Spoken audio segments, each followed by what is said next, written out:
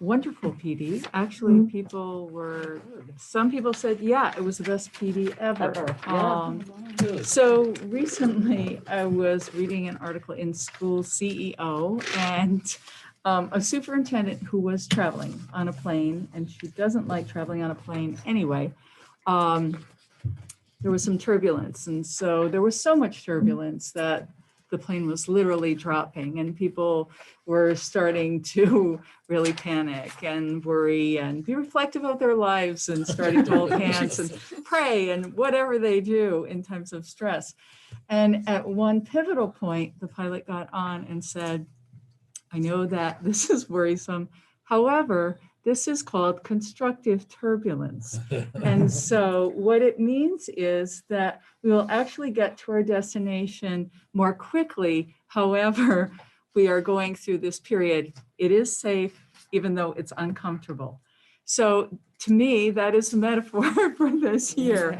And certainly even for our PD, because we talked about grading, we talked about learning gaps. We talked about 504 not being the default for special ed services and really being honest about what 504 really means. Our K-3 teachers had to comply with the state reading survey, which is always a challenge every single year, not because they don't know the material, but because they have to go through that process. I was so proud of everyone in terms of just courageous conversations, really brave, people sharing what they thought, being very respectful. There were a lot of breakout sessions where everyone got to be heard, everyone had an opportunity to speak. I want to thank Sue and her team, Laura and her team, the admins at the building who were facilitating a lot of these different PDs, Allie for doing her magic and her team. Just incredible. Without the IT, we just couldn't even have functioned.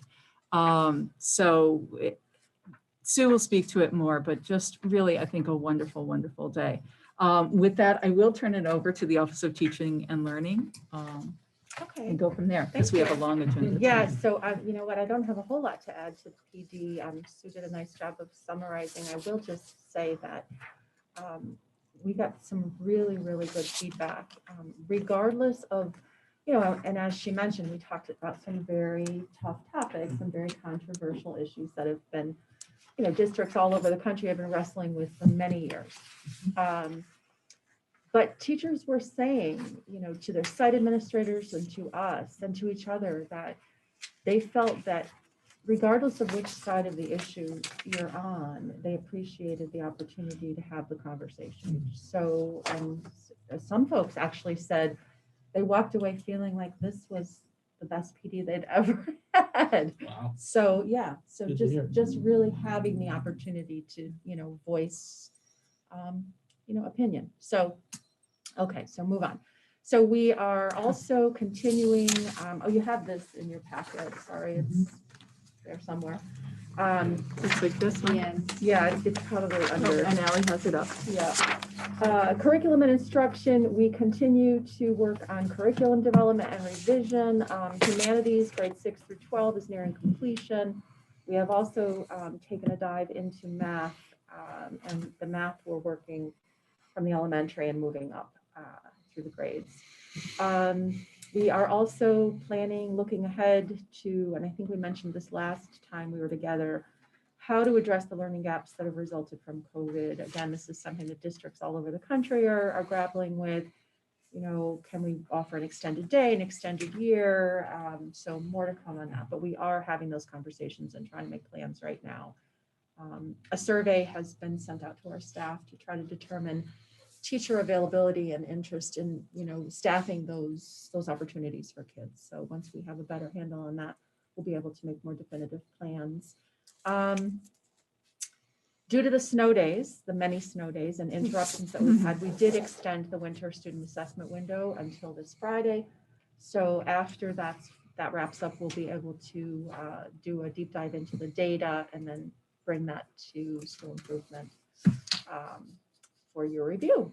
And then I'll let Allie speak to her piece. So We are fortunate to be one out of 3 school districts in the state to be featured on the Connecticut State Turnaround Office in a statewide webinar on technology-driven professional development. So they want us to talk about our, how do we keep our teachers up to date with technology? What do we do? So we have a whole array of on-demand PD that my staff, myself, and other people in the district have taped. And just even little quick things in the classroom. How do we get our sound to work? How do we broadcast to our students? So many little things. There's got to be over 50, 60 videos up there at this point. And it's bookmarked for all the teachers to access. And that's, for the most part, what's known as Allie's videos. And so we're going to be featured about them, which is quite amazing. We finished the installation of an outdoor access point at the high school, and I'm just waiting for the state to turn it up. And that allows outdoor Wi-Fi access free of charge to the community within the high school parking lot. Let's say we have some students with spotty internet access issues. They could be outside the building, not be on our Wi-Fi, be on the state Wi-Fi, and have access to the internet and other learning resources. We also collaborated with Mr. Barlow, and my team and I spent most of the day yesterday installing this really cool signage board in the gym.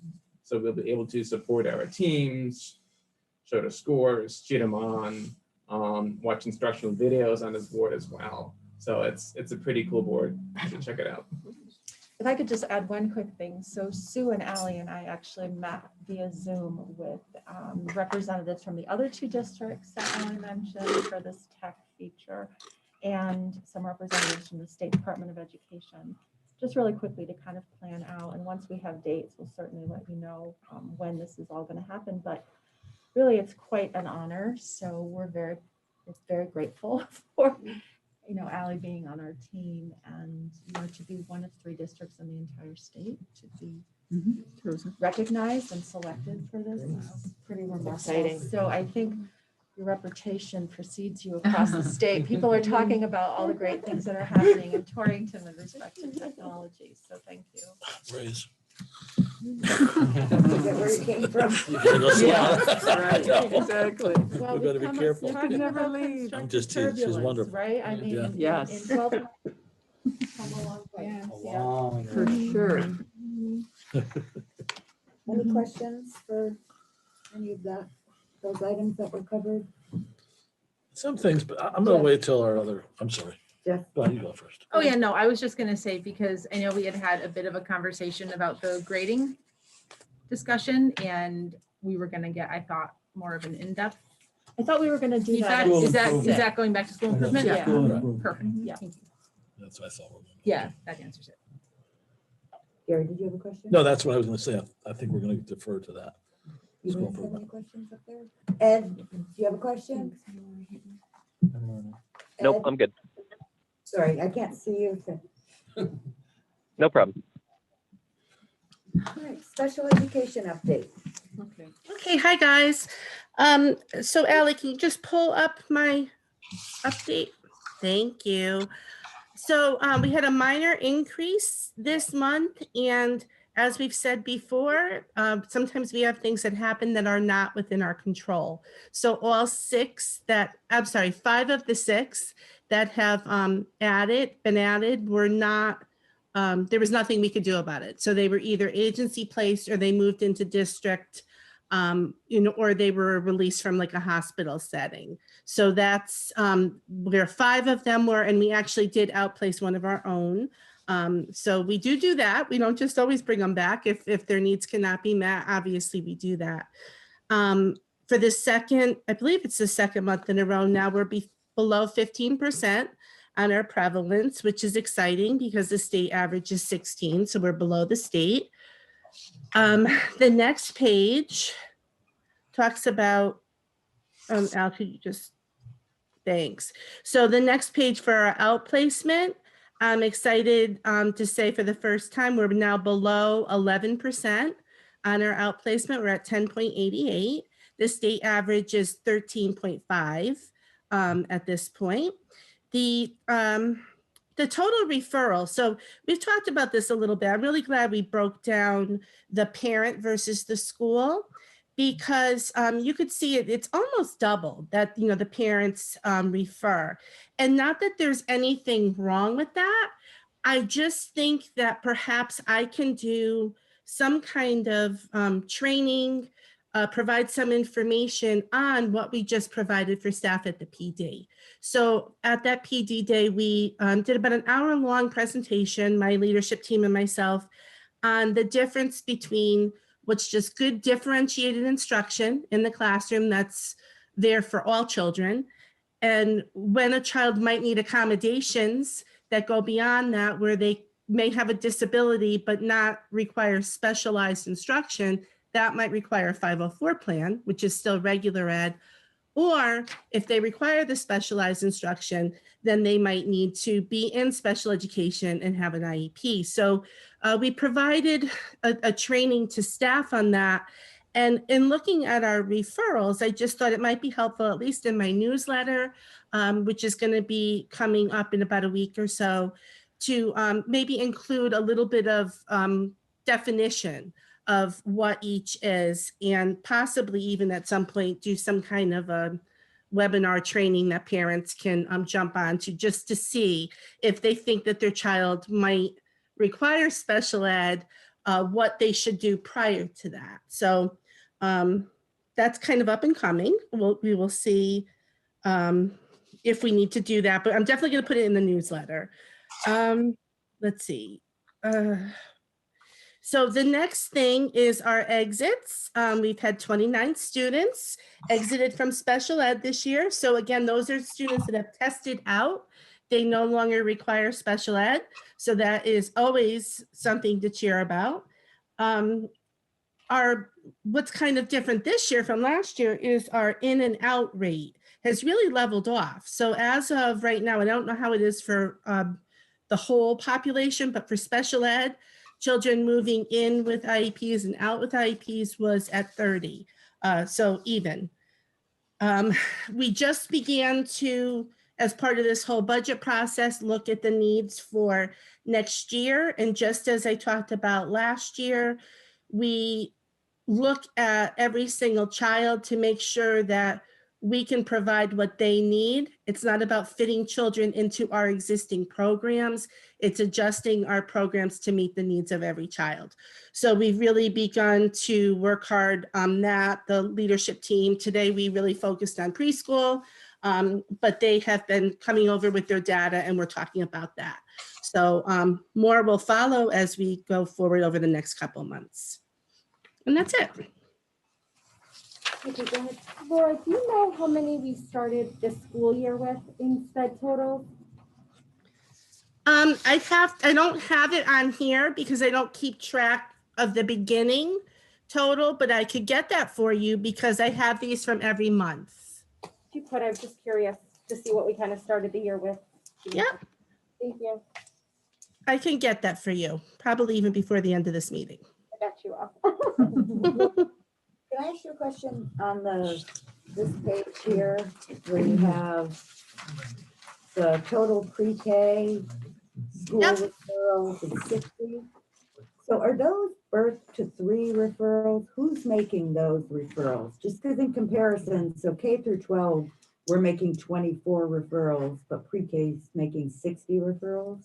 Yep. So if you look up on the last page, way up at the top, my eyes are not as good as they used to be. So if you look up there, it's not 60, it's 36 school referrals and 9 parent referrals. So the school referrals, those would be your birth to 3. So any children that were in birth to 3 or children that were in community preschools, if the schools made the referral, the 9 is the parent referral. So what does the gray at the bottom represent then? That is the total of preschool through 21, which is actually now 22. Okay. preschool Okay, plus gotcha. the That's, K through 12. yeah, 21-year-old. 21. Okay, so K to 18 it 12, includes the yeah, 18 and then 21, pre- right. Right. Well, now 22. I mean, it's still 22, right? Exactly. level of referrals in comparison to what we're referring. I'm 36 sorry, I didn't hear what you said, Fiona. still seems like a high level of referrals for pre-K. Yep, you have to remember that when a child is receiving birth to 3, it's almost an automatic that, at that point they refer. Now, whether or not we go to evaluation, sometimes we don't, but often these children have been receiving services from the time they were born. And there's a disability category called developmental delay, and it's how do I describe this? So you can only have that disability until you turn 6. The eligibility criteria, I would say that it's a little bit easier to kind of qualify under a developmental delay. So a lot of times children will be referred right from birth to 3. The thought being that if we can, provide them with that boost of services, perhaps it truly is just a developmental delay. And when it's time to reevaluate before they're 6 years old, they could possibly be exited from special ed because they would not qualify under any other category. So you're right. There's always a high number of referrals. We typically double preschool students because as soon as they turn 3, if they qualify, they have to come in. And that's not just here, that's across the whole state, which is why every year planning for pre-K is tough because I never have the same need in September that I will have in February. So every year it's like, okay, what are we going to do? We need another teacher. We need, so it's always a little difficult. Anyone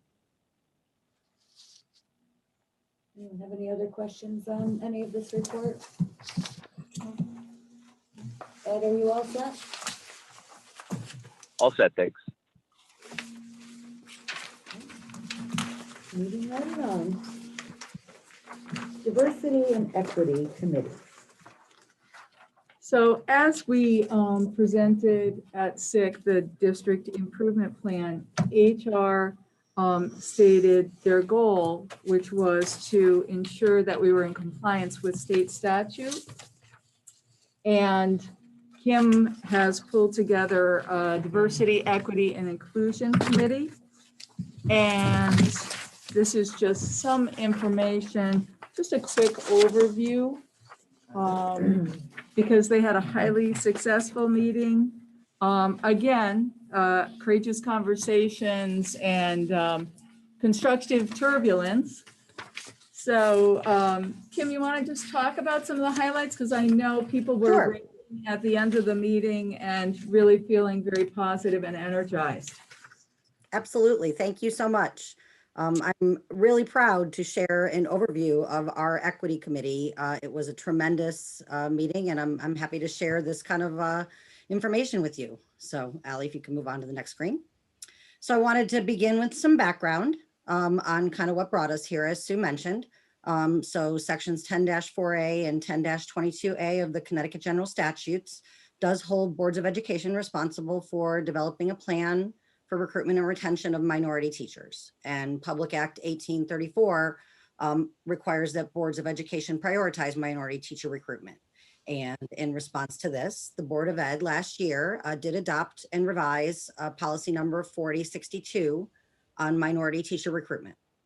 So then moving on to this year, in January of 2021, the School Improvement Committee was presented our district improvement plan, which included the HR priority goal to design a comprehensive diversity, equity, and inclusion plan that supports attracting and retaining high-quality teachers that are racially, ethnically, and linguistically diverse in order to improve outcomes for all students.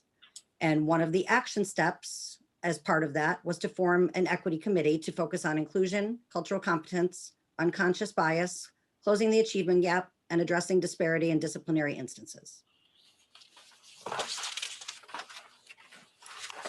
So who we included was, we really wanted to make sure that we had a diverse group of people. So there were 15 teachers, 10 support staff, 9 administrators, and 10 various community members who were all diverse in nature.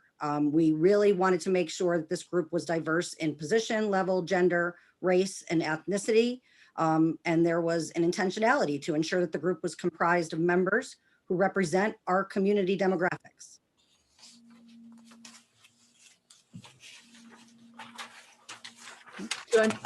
And so one of the things, in addition to the really robust conversation that Sue mentioned during the committee and during the discussion, we talked about equity and inclusion, and it was really tremendous dialogue. Everybody was so enthusiastically involved. The committee talked about what our future goals might be. And so we talked about that we're going to have to develop what those goals look like, craft a district diversity, equity, and inclusion statement, plan multicultural events, professional development for staff, PR and communication, technology access, and community partnerships. And you know, of course, we will update the board on progress as we move forward. And as part of the follow-up to the meeting, I did send out kind of a survey to get some feedback from the people who attended. And the feedback was really amazing. Everybody, these are some of the comments that people made. They said the breakout groups was their favorite part. They were excited to see so many people willing to work together, excited to hear the perspectives of so many voices, especially family and community members. Seeing other people interested in the same topic, hearing other perspectives, and enthusiasm of all the participants. So overwhelmingly, the response has been incredibly positive. And I'm just genuinely excited to champion this work for the district. I just wanted to know who was on the committee. So just as a clarifying point, so central office had selected 2 board members. So what we wanted to do was tonight, it kind of happened. And then after I found out about it, so we wanted to open it up if any other board members wanted to come on. But we really don't want too many board members so that we constitute a quorum, because there's parents and community members. Right. I'm not just asking about the board members. I'm asking about the whole committee. Who's on this? Who sits on this committee? Right, so we can share. But the people, like I see how many. I see the roles, but Sure, and we can Yeah. share the list. Okay. That's not a big deal. John and then Gary. I'm thinking that if you want to put more board members on this committee, this is a school improvement committee concern. And it's been our responsibility all along. And I would like to see one of the standing members of the school improvement committee on this group as well. Okay. Does anyone from school improvement have interest in serving on the committee? I mean, I would be interested. I have a lot of questions about this. yeah, I do too. Okay. I would. So they're If- not do- meeting for is a anyone couple of from- weeks, so why don't, if Is- you're interested, just reach out to me after the meeting, and that way we can ask the questions we have this presentation and then Okay. work on. who wants Is to be on the anyone committee. from school improvement already on it? So Gary No. and Kathy are Kathy's on the it. alternate on the Right. school improvement committee. Oh, okay. Gary, I just want to back up a second, because one of the things that I wasn't even aware was coming, it was being offered. And I didn't respond. Kim and I, we talked about some of the stuff, but I didn't even respond to the email because I had no idea what it was. I thought she sent it to the wrong person. I did. But I'm not criticizing. I'm just saying, I think that for the board's sake, everybody here and the 2 Sues, I don't know if this, and I'm not criticizing, but if it follows our policy guidelines for committee establishment, they're pretty clear. And I think some people are a little bit, upset that they weren't, given some notice. And I would like to avoid that in the future if possible. Sure, so I just want to take full responsibility You know for what? this. This is That's why I'm not bringing- on that's why I'm Kim, bringing it up. because I should have brought it I didn't think it to was on Kim. Fiona. Yeah. So, yeah, so my apologies. And Yeah. should we have 2 board members on there. If those board members do not want to continue, I do. just so that we have a balance. Even Of going down the representation. road. as a board, we should And figure you out can what the talk policy more is on about committees, just so we commenting don't and have to things worry. like that. I'm On not some sure. subcommittees. Well, one, I Yeah. think this, so this isn't a committee of the No. board. Let's just get that out of the way first. It's sticky, this is Right. a Yeah, right. district committee. I don't that know. invite Right, but if two it's board something that the members on. board is responsible for like in the beginning, all this whole thing talks about how this is holds the Board of Education responsible for developing this plan.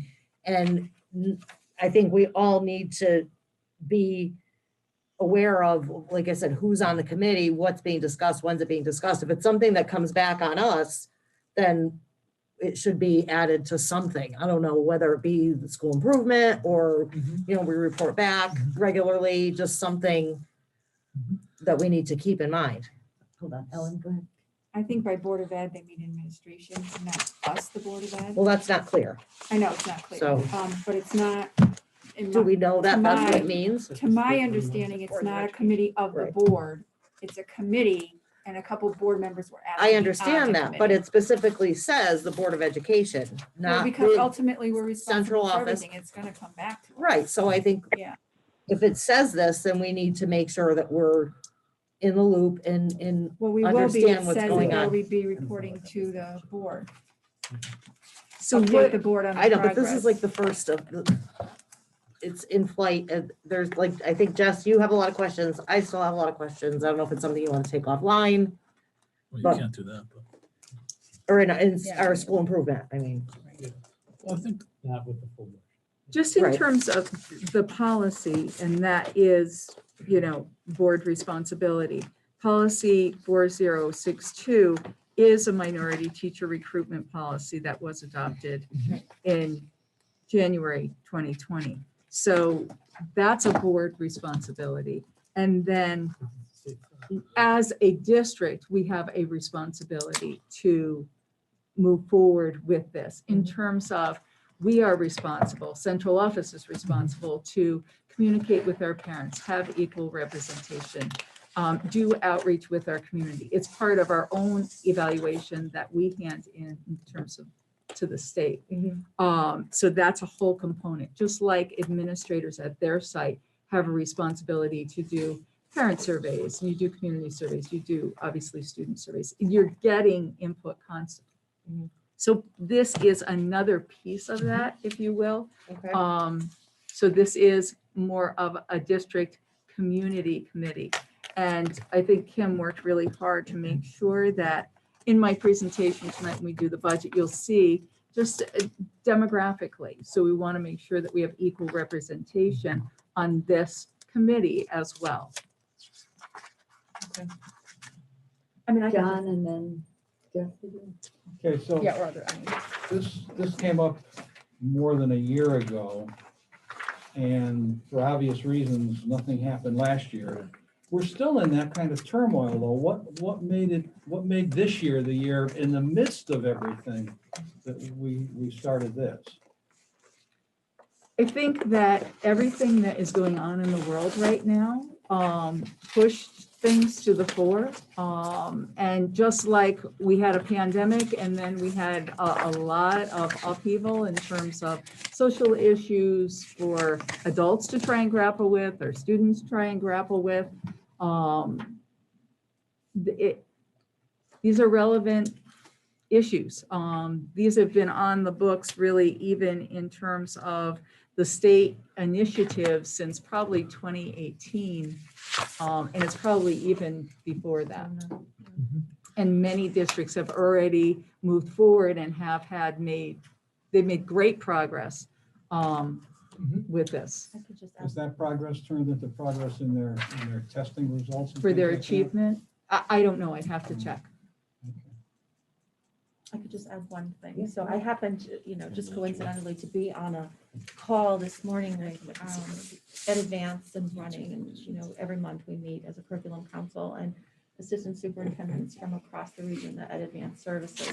And this topic came up, and just about everyone on the call is engaging in this very work in their districts. So, and many of the districts started the work recently because of what Sue just said, that the pandemic kind of amplified the need to get it done. Gary, Jeff, Sue. were you first? no, go ahead. We talked a couple weeks ago about being straight. I think the concern is, I'm sensing, that not so much the hiring process, because a couple years ago, we talked about the need for it. And I mean, not only, to be honest, I've said this before, people laughed at me, not just more minority, or let's say, we need Black male teachers, I think, if we can find them, if they want to come in. I think we need more male teachers. We have a huge disparity between male and female, 287 to 87.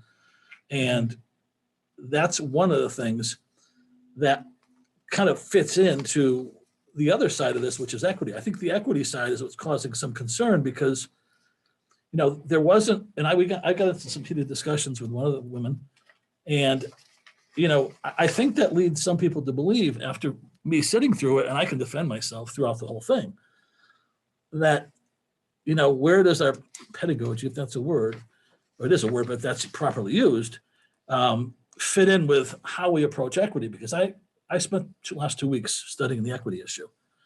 And maybe I'm overthinking it, but a lot of the discussion we had in our little group was about race as it relates to, and I brought up the grading issue came up as one aspect of it, and also critical race theory. That's a very divisive issue. And in fact, it's an issue that has a long history of creating division. And I don't think that aspect of equity is something that we've ever talked about being as part of our pedagogy. You know, one is, you know, more our education process of meritocracy and learning is different than what that is. And I don't think our equity committee has the ability to, or should be involved in that discussion. I think that portion of the equity committee has to be among the board members, because that is strictly, in my opinion, and again, I might be wrong, something that nobody's ever even considered as part of this board. It changes the whole approach to education, and the state's not calling for that. I've spent time on the phone with the state. The whole hiring process is critical, no doubt about it.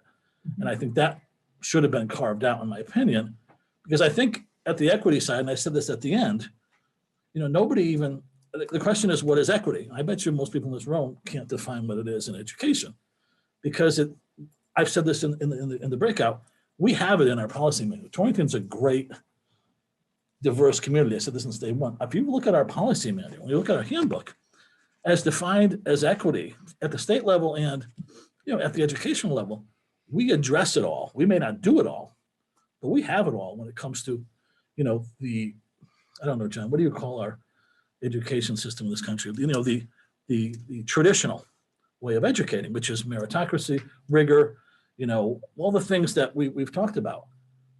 Going the other way is a completely opposite, whether it's the teachers' views, what's required of the teachers. Our handbook doesn't even allow the teachers to address some things that again, are we thinking of critical race theory as an avenue? Because it changes the whole look at how we look at this. And No. that's why I tried to pull it out. One little meeting, and so it was just to start a discussion, Correct. to start listening to folks community-wide, parents. But I think as a board, we need to have an agreement that we're not going to go on that path. Hiring, yes, but I don't think as a board, we would agree that we're going to go down the path of entertaining critical race theory, because that's, I might be wrong. Hold Go on, ahead, let's John. just try to keep an order. I'm just trying to get it Jess, straight, then Nikki, so then we don't fight John. later. But let's kind of stick to questions. Yeah. Just because so many people have questions. Right. Jess, go ahead. I'm trying to digest this, having just received this information right now. And to me, this seems like a lot more than just one little meeting. I mean, this is a committee Agreed. of 44 people. How did we select the people? I understand that whoever selected this group did it with a mind of being diverse in position, level, gender, race, ethnicity, whatever some of those words mean. But how were these specific people chosen? Did people from the community express interest in this? Were teachers given an opportunity, staff given an opportunity to express interest, or were these people individually selected?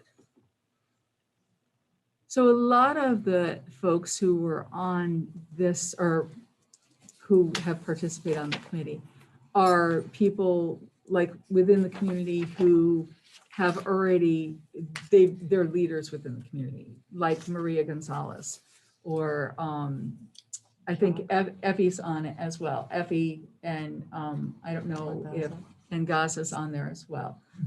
If you want to speak to some of those folks, and then you can speak to some of the other issues, and I'll jump back in. Want to talk about the community members?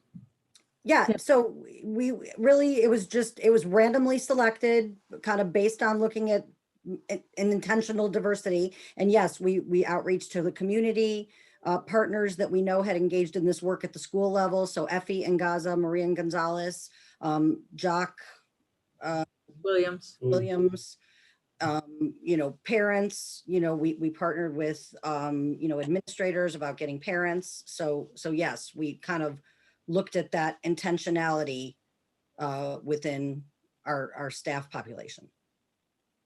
So it was a randomly selected intentional list.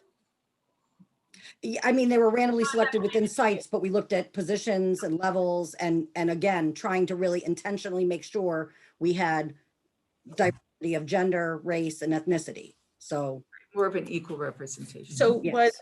was ideological diversity considered? Or are we only looking at people's ethnic diversity? Well, the state statutes and the minority teacher recruitment objective is about racial, linguistic, and ethnic diversity. So, I mean, we have discussed the policy that the board signed off on, and we were all very much in support of that. I see this as completely way beyond that. This, I think, is a significant overreach to that. And I really wish I'd had more time to process this information before I go and say things about it, but here we are. So on this background sheet, it says priority goal number 6, design a comprehensive diversity, equity, and inclusion plan that supports attracting and retaining high quality teachers, etc. Then there's an action step number 1, form an equity committee to focus on inclusion, cultural competence, unconscious bias, closing the achievement gap, and addressing disparity in disciplinary instances. Is that, I don't have that other document in front of me. Is that action step number 1 a part of the district improvement plan? yes, there was more action steps to the HR priority goal number 6 as part of the holistic district improvement plan. But this was just the purpose of the equity committee. This action step is outlined in the plan. Yep. So Well, Did we get that sent to I us? just, no, I don't. I think if we're not in sick, we may not have received it.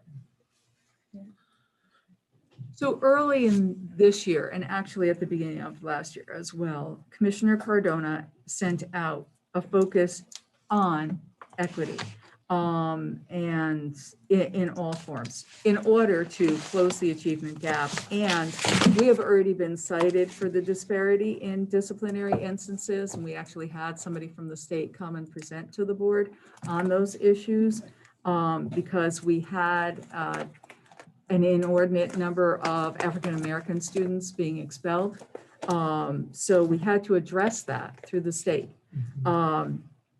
So when this is being added to the action steps for this committee, we're really still looking at those issues, that this is a district-wide, and if we have our community partners who can also help with this, so much the better in terms of really looking at what's happening with our parents, what's happening within our community, so that we can take a holistic look at how can we help to move our students forward. And a lot of, especially the folks within the community, have devoted years and years of their lives to improving our community and trying to engage our students who have been disengaged. Nikki and then John. I think my only comment was this is a topic that I think we need to discuss at bigger lengths, and we have a heavy agenda in front of us that I wonder if it's best to not vote on it today and move it to. We're not voting on it. Oh, isn't it? I'm actually an action item? thinking that given this information, we maybe should be moving this to a subcommittee. We're only voting on. Or if back to anyone the school wanted to improvement, join the back to the Okay. sick committee. Yeah. Right. right? Yeah, I think, I mean, like for myself, we have to some of decide my which concerns with this or questions about this is that this to me feels like something that should have started in school improvement. And this is no small thing. This is involving community members know more about this than the board does at this point. And so I feel like it would be, well, the community members who were selected to participate, I mean, not in general.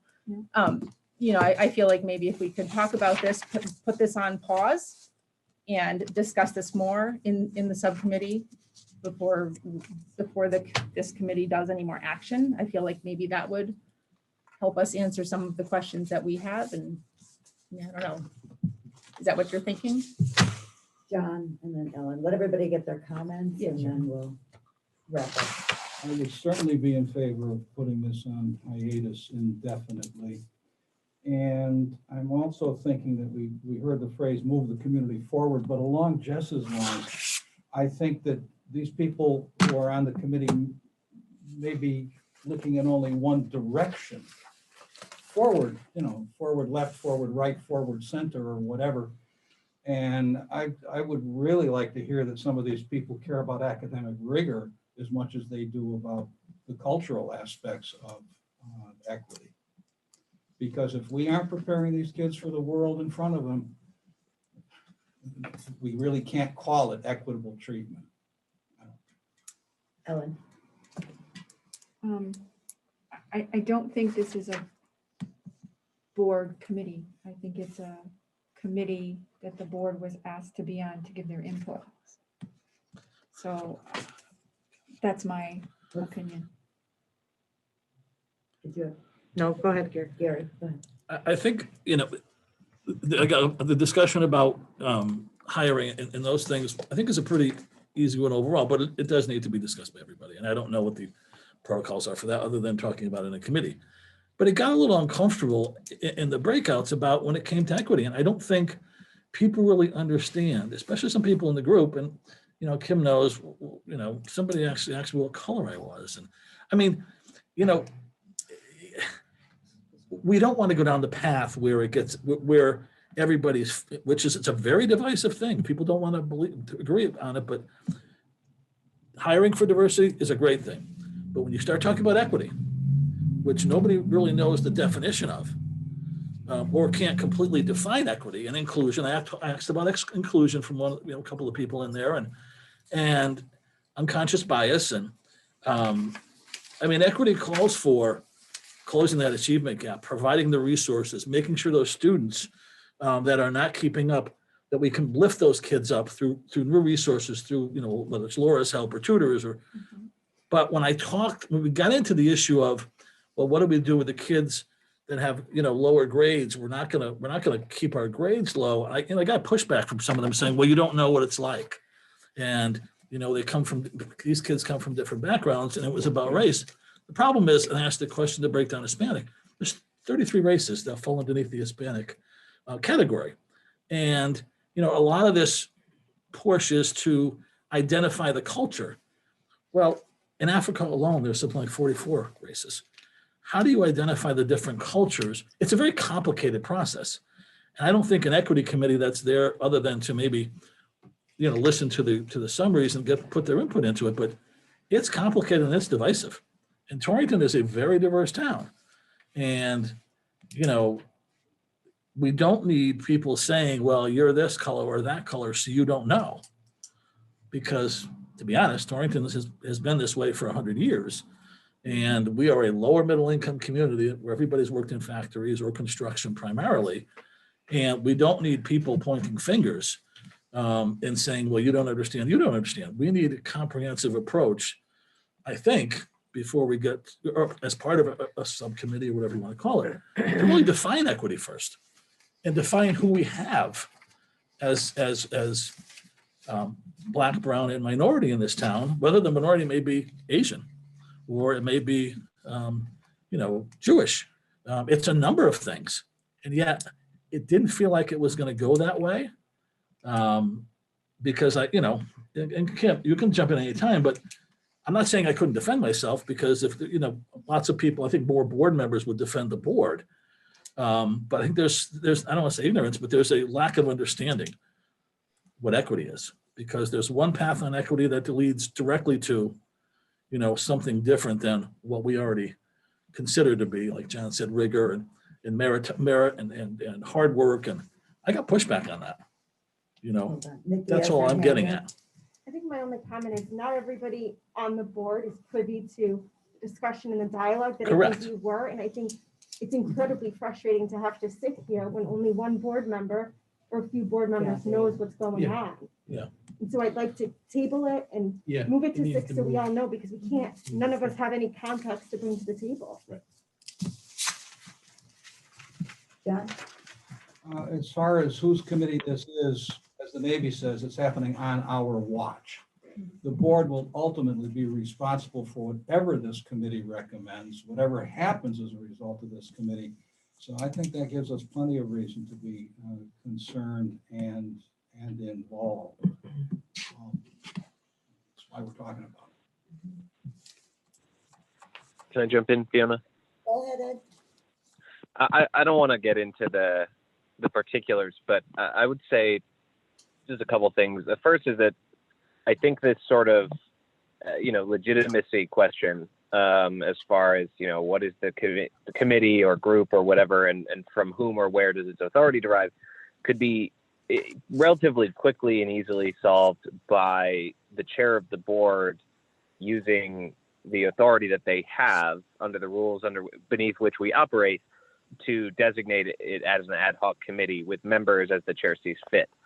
We've done this before, and it creates, that sort of that legitimacy, but it also, because it would be an ad hoc committee created by the board, that would subject it, of course, to, freedom of information laws and meeting postings and all of the things that I think we all think are important when we're talking about or doing something like this. And I would say that may be the best step, just so that the people who have been, invited into these discussions don't suddenly feel as though perhaps the door is closed on them because the board, was caught off guard. And I hear what our friends are saying, that, they caught off guard. Like, I get that. I just would say that telling this 44 strong group of people that, oh, by the way, you're indefinitely on hold because the board wanted to draw the discussion into its own subcommittee, also it probably isn't the best answer. I think there's a middle ground where the chair can designate an ad hoc. And on that note, I hear what what you said, Jess, about ideological diversity and things like that. And I would say creating an ad hoc and ensuring that every board member has the ability to participate is one of the first steps we could take to ensure that there really is that ideological diversity, because ultimately, this board is, ideologically diverse. We're all partisan elected officials, for one. And, just because I see these issues in a certain way and other people do as well, doesn't mean that I don't want our more conservative friends at the table. I think, if people want to discuss these issues and figure out how we can work towards an end goal, which we did all agree on, and the state is ordering us to agree on, an end goal of diversity, equity, and inclusion, then, that you're absolutely right, that ideological diversity should be at the table. And I would welcome the opportunity to sit down in this ad hoc with all the board members and all of these other people, teachers, community members who have already been invited to the table to discuss it. I just don't think, closing the door on something that could be really good and productive is necessarily the best idea. I think we can sort of remold it in a way that gives it the legitimacy and the advance notice and the diversity of ideology all at once, without radically changing the group that's already started on the work. Thank you, Ed. Kathy, did you have anything? No, I mean, I was on the committee, and I participated. It was a very informative night. My subgroup or my breakout session was wonderful. I think I like Sue's words of constructive turbulence, because I think there were some uncomfortable moments. However, not so much that anybody had to defend themselves. I think I spent a lot of time listening to the people who were included in my group, and they were community members and teachers, administrator. And I think we just sort of laid the groundwork for where we were heading. Kim did a wonderful job, and I thank you, Kim, for pulling it all together. And I agree with that. I mean, I would hate to see us put the brakes on it. I think there could be some kind of a middle ground, because I think there are conversations that need to be had. We need to listen to our community members, and how they are feeling. And I, I mean, I'm going to admit it. I mean, I'm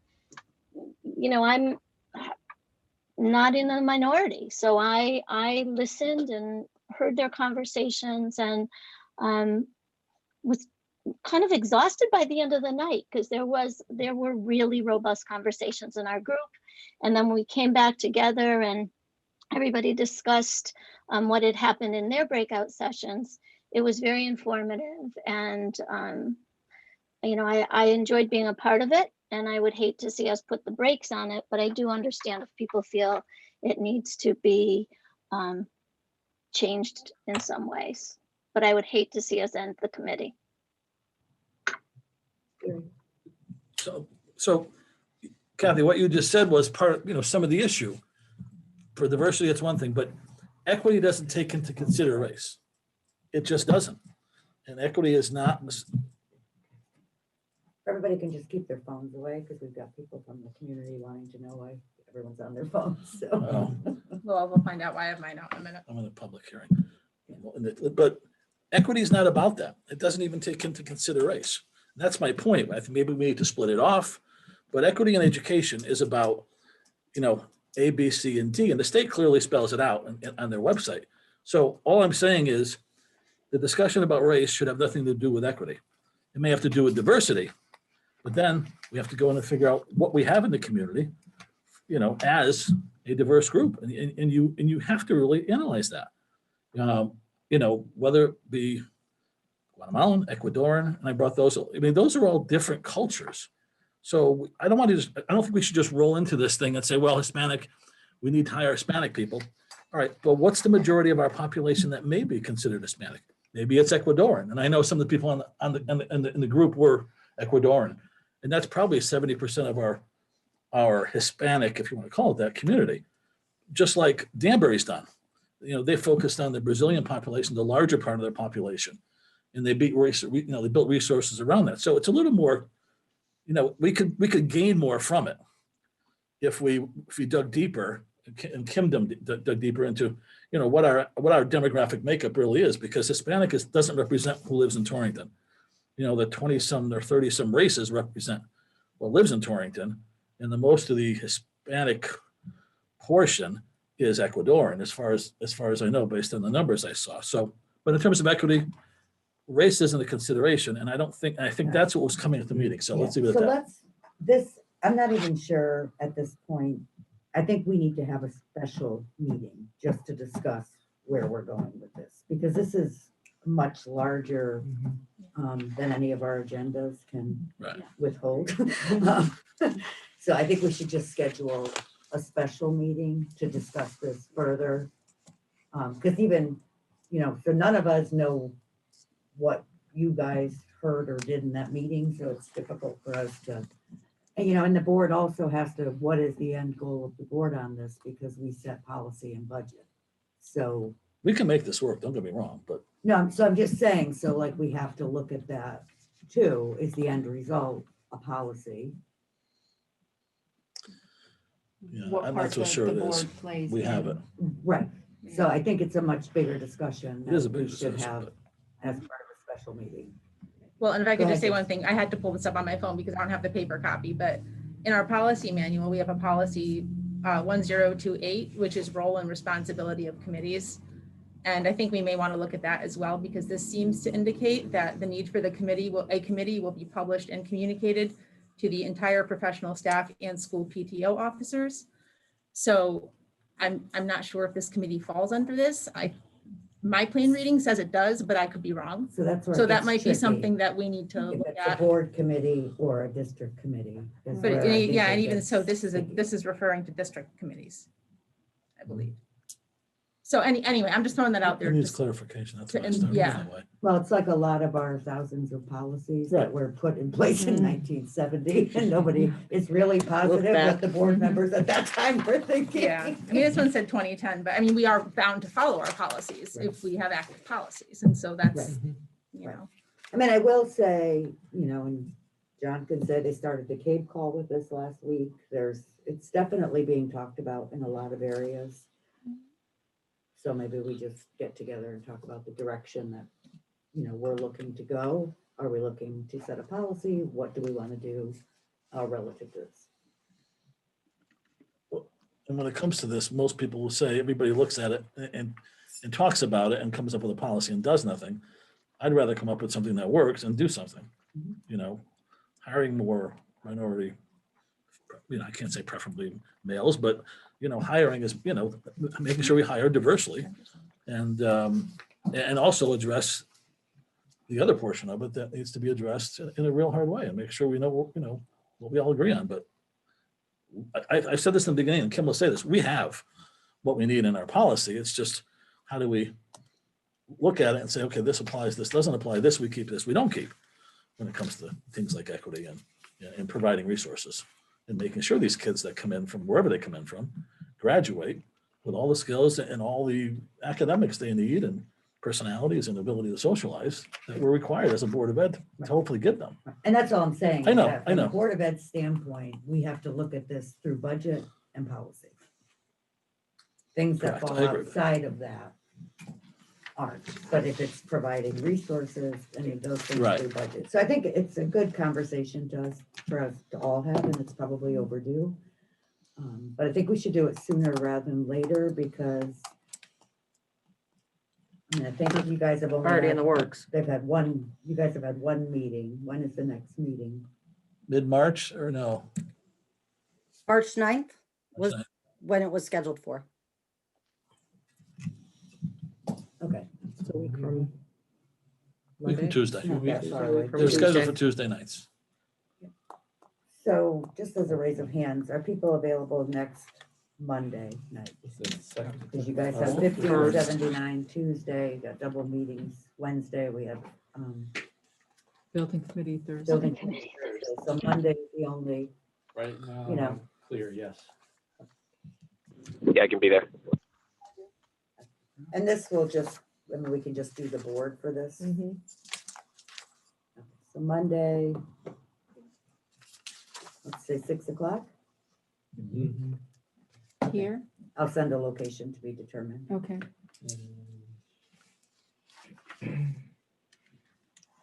You know, just for the record, I think, you know, everyone's intentions are Mhm. good around this, board members, administration, Kim. I think everybody's intentions are good. We just have to kind of wrap up exactly where we want to go with this.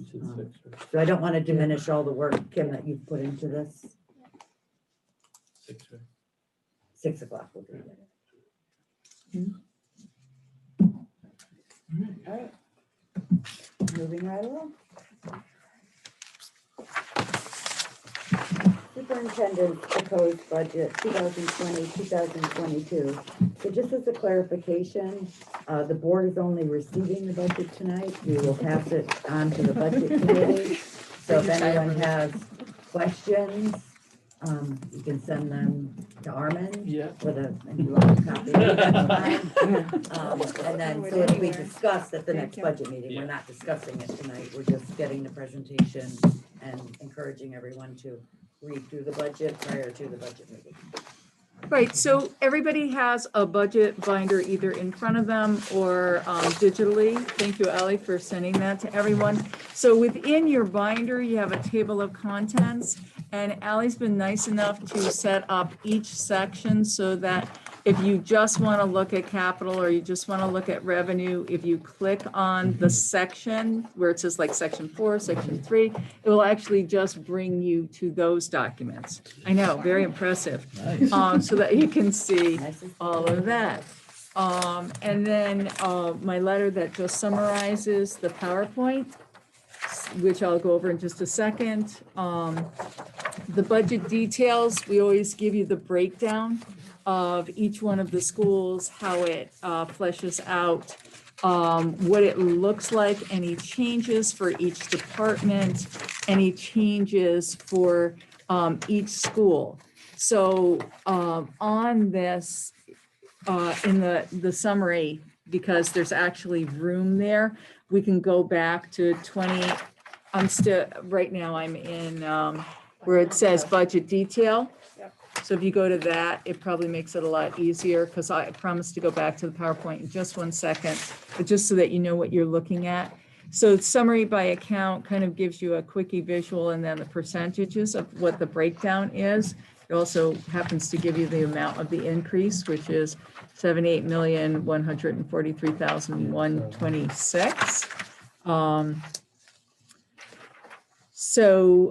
And then the breakdown shows you where we have gone from 2018, 2019, 2020, 2021, and then the amended budget, and then where we are heading next year in 2022.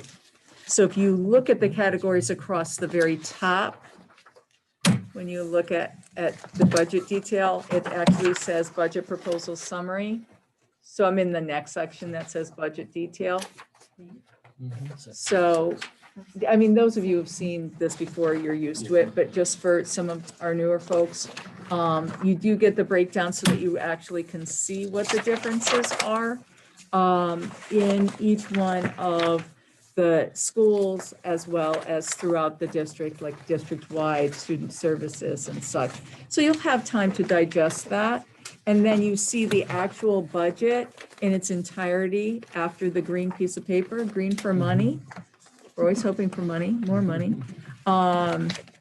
And then you have the capital plan, which the board approved, and we as central office sent to the city in the month of December.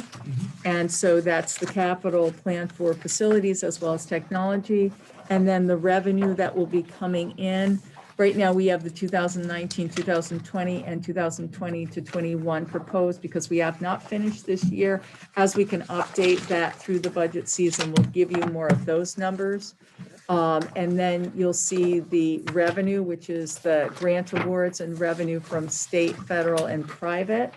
And obviously, if you have questions on those, we can go over those when we start to have our budget meetings. Yeah. But the grant descriptions are in there as well. So if you get confused about what's federal, what's state, it helps. The entitlements or the title grants are federal. So if that helps for folks who are new to this process. And then the FAQs, the frequently asked questions. We just try to get some basic questions out there for folks. And we will have a section on the website with the budget proposal. And then if people want to ask questions, we'll set up an email so that people can ask questions as well. And we can keep answering the questions and putting up the answers on the website. And then any updates, and you know they'll be coming, you will have room in your binder for the new documents, and then we'll 3-hole punch those as well, so you can just keep adding. So you may want to, as we have all of these future meetings, bring your binder so you have it as a reference. Perfect. It really does help. So with that, I will be jumping into the PowerPoint. You know who you are, Board of Education, you're there. We're there too. And just as a frame of reference, we always start with our vision and our mission. And our vision is Torrington Public Schools will ensure every student is able to graduate with the skills and attributes that empower them to enter the college or career of their choosing. And our mission is through engaging instruction that is relevant, rigorous, and personalized to student needs. Torrington Public Schools will successfully prepare all students to be productive citizens and critical thinkers, capable of adapting and thriving in a dynamic global environment.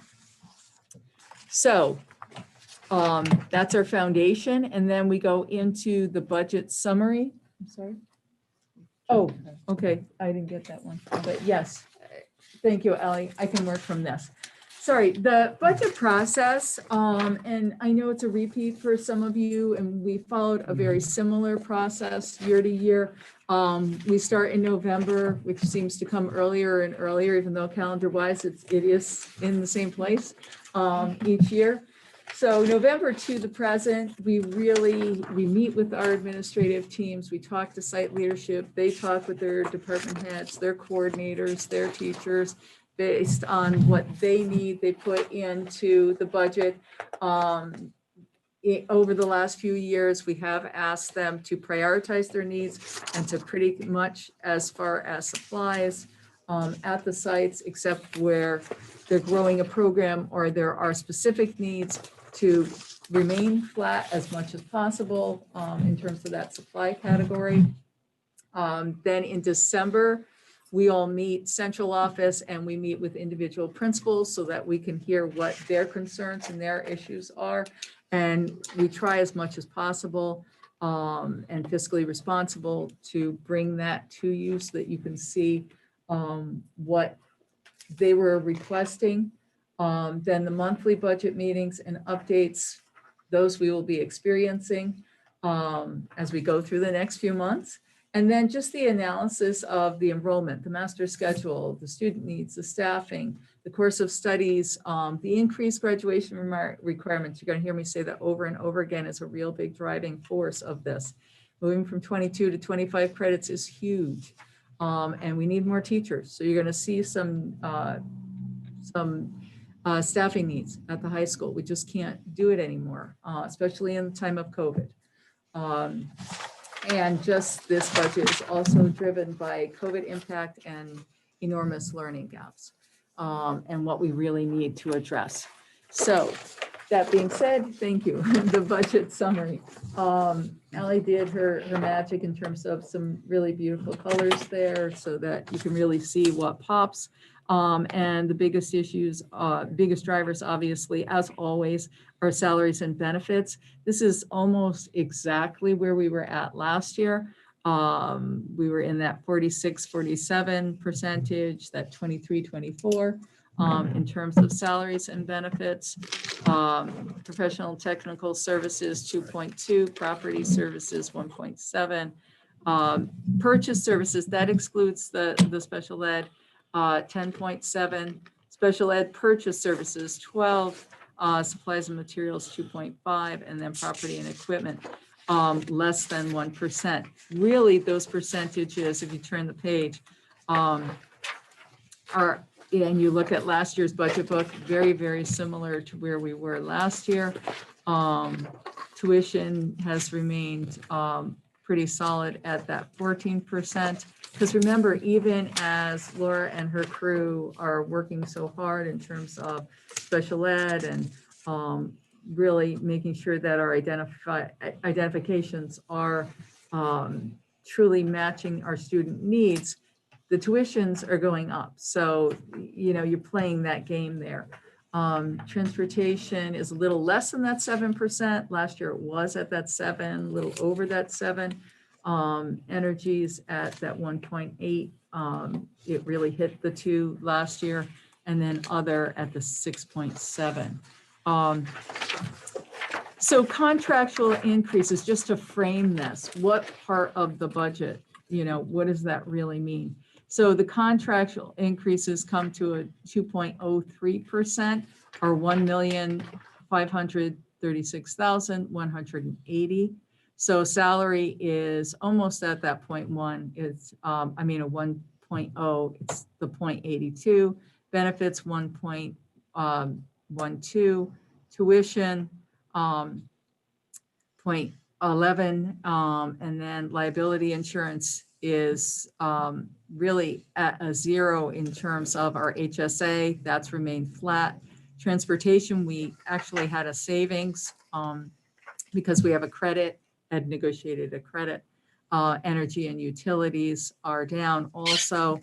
John has done a great job in terms of making sure that our energy costs are down. He has really worked on efficiencies at all of our buildings. This insurance rate is budgeted at 100%. At 105 would be 16,067,924, and or an additional $764. Sorry, $764,901 dollars that would need to be added. At 110%, you'd have the 16.8 or an additional 1.5 million. And then the claims costs are estimated at an aggressive rate. Now, Ed will review this as we move forward. If we went with the moderate rate, we'd have to add approximately 200,000, and at the conservative rate, approximately 600,000. Those rates are based on right now. As we get closer, we continue to meet with the insurance company, and they keep updating the rates on a monthly basis. So they keep providing information to us. But these Are the rates set in April? April or May. April or May, Yeah. right? So we won't So know really until April or May. yeah. So Ed will have a better sense in terms of talking with them. Let's, really nailing down. Last year, probably end of April, we had a conversation, Alice and Ed and the mayor and myself, we were on with the insurance company, and they were really talking about our claims and what that was looking like, Good. and trends. And COVID has made it a little weird. But so during the regular budget meetings, we'll be updating that piece as well as during our budget for next year as well in those meetings. So the non-contractual necessities, you can see, is just shy of 0.1% or $74,047. And where are those really coming from? Repairs and maintenance. And really we're looking at repainting the track at the high school, any of your repairs for plumbing, electric, HVAC, all of those other pieces that, it's just expensive. Books and periodicals, library media supplies, really updating those materials so that our teachers have what they really need. Disposal services, it's going to sound weird, but Vogel Wetmore needs extra disposal services. We're really finding that has been a need for a long time. And so then that's bumped up some of our costs. Professional services such as legal consultation fees, those are always a big issue. Special education, just in terms of instructional needs. I know Laura has some specific items, but just, that fluctuation in terms of those pieces. And then dues and fees, those have also gone up just in terms of our, it ties to our fees for collegiate applications. A lot of it is digital now. So whether it's a sports video or a portfolio, a lot of it is digital, and we really need those pieces. So what is included in this general budget? At the elementary level, it provides a behavioral program at Torrington. We do have behavioral programs at all of our other schools, so it would help to support that. It maintains behavioral supports at all of our elementary schools. It maintains intervention support, which the board has so graciously acknowledged that we need and has approved in the past in terms of budget. Maintains our What I Need Now block for targeted enrichment or support time.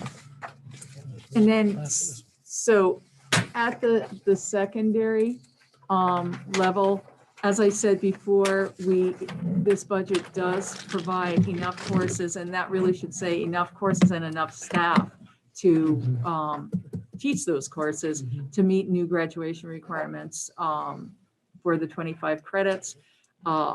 SIC and then the full board have approved these courses that you're seeing. So just a reminder of some of our new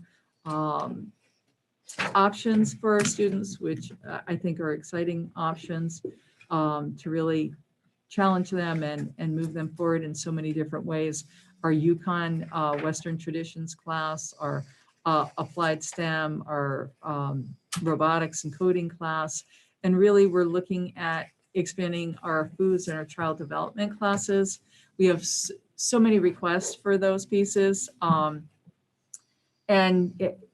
I was talking actually with Lance Reynolds one day, we were talking about foods, and he wished that he had taken foods, because now that he's on his own, you know, that's a basic skill, basic life skill. And the child development feeds into our education pathway.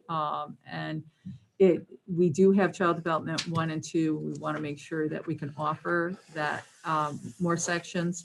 And then, as I said before, English, social studies, science sections are so important. We have to have enough sections and classes to meet those graduation requirements. And then more tech options, and the family consumer science option really is that food and child development piece. The other piece is really looking at the gaps, making sure that we have targeted acceleration and academic support, grades 6 through 12. That's huge. And then we have so many different needs for our students that are coming back, whether it's going to be social emotional, or it's going to be credit recovery, or it's going to be the learning gaps. We're really looking at creative alternatives for our regular ed and our special ed. I know that the staff at the high school and the middle school are working together to address student needs on all those different levels and develop programs. And you'll see some staffing increases in terms of those to address those positions at the middle school and high school. So in terms of general budget district-wide, you are not seeing any staff or course section reductions, because we simply cannot do that. In the time of COVID, we cannot reduce our staff. We need to have, and when you look at our enrollments, you'll see what the class sizes are at the elementary, and pretty much at the middle school, and actually the high school enrollment, I think, is even up some next year. But it's staying consistent, and so we really can't afford to lose any teachers, and certainly with the graduation requirement increase, we can't afford to lose any course sections. It does have the continued intervention supports. We do need to continue to do our curriculum revision. I know that Allie's always working on upgrades in our infrastructure and our cybersecurity. Kim has spearheaded a lot of new efficient ways for us to work as a district. Time and attendance management system, professional learning and evaluation management system, which she and Sue both worked on, and then a staffing and budgeting system, which for the very first time we used to create this budget, and it was very exciting. I know they were under the gun and it was crunch time, but we had a system, or we have a system now, where we have the salaries and all of the staff in the system, so that when we are looking at budget, we can actually tell who's who and what's what. And for those of you who have been with budget for a long time, and you remember those staffing sheets versus the New World sheet versus the, it's so nice because everything is there and easy to verify. So it makes our life a lot easier. So we're very happy. So the general budget staff additions, these are the positions that we need, and I mentioned them before: English, science, social studies, the family consumer sciences, that foods, that child development. And it may sound weird that that person does both of those things, but that's the wisdom of the state, right? So they have their certification, and that's what the certification entails. And then we do need a special education teacher at the high school and at the middle school. We have been able to bring some students back. We are working on developing more programs so we can develop in-house, and that ultimately will be saving us funding and save us money in our budget. So I appreciate everybody who's working on that piece. I think it will make a difference. Definitely as the years go on. So we are also very fortunate because we are an Alliance grant funded district. So we will still have those monies. We'll still have Title I, Title II, Title IV. So Title III, you'll see those if you look under the revenue. And so those allow us these opportunities. I'll talk about ESSER II grant in just a moment, but some of what I've suggested in ESSER II or CARES Act 2 are also included under the umbrella of grant funding and community partnerships. So for elementary, what does that mean? Mental health workers at K-5, we have been very fortunate to work with community partners who have been very supportive of us in providing health supports, behavioral support at each elementary. We were able through grant funds to have that this year. We want to continue that next year. Professional development, which is pivotal, near and dear to Sue's heart, I know. And then music, we really want to, we had cut back in our music department. We really want to make sure that we can have instrumental instruction and integrated music at 4 or 5 instead of splitting people off and having them just be able to do music classes. We don't want to lose our instrumental music instruction and lessons. So that would be grant funded. Also a library media specialist, so that there would be one library media specialist at Forbes, one at Southwest. We are finding it really essential, especially now in terms of digital learning support for students and for parents. And we are really hoping if we were able to do that, and with Laura's initiative in terms of looking into the tag identification piece, to maybe doing a possible pilot for a class that the library media specialist would be providing. Remind me, tag So, count. Talented and gifted. Yes, stop me if I'm using any of those, please. Gary's usually really good at doing that. I've been good. So grant funding and community partnerships for secondary, we're talking about behavioral support 6 through 12, which we started this year, but we're really hoping to grow even more next year.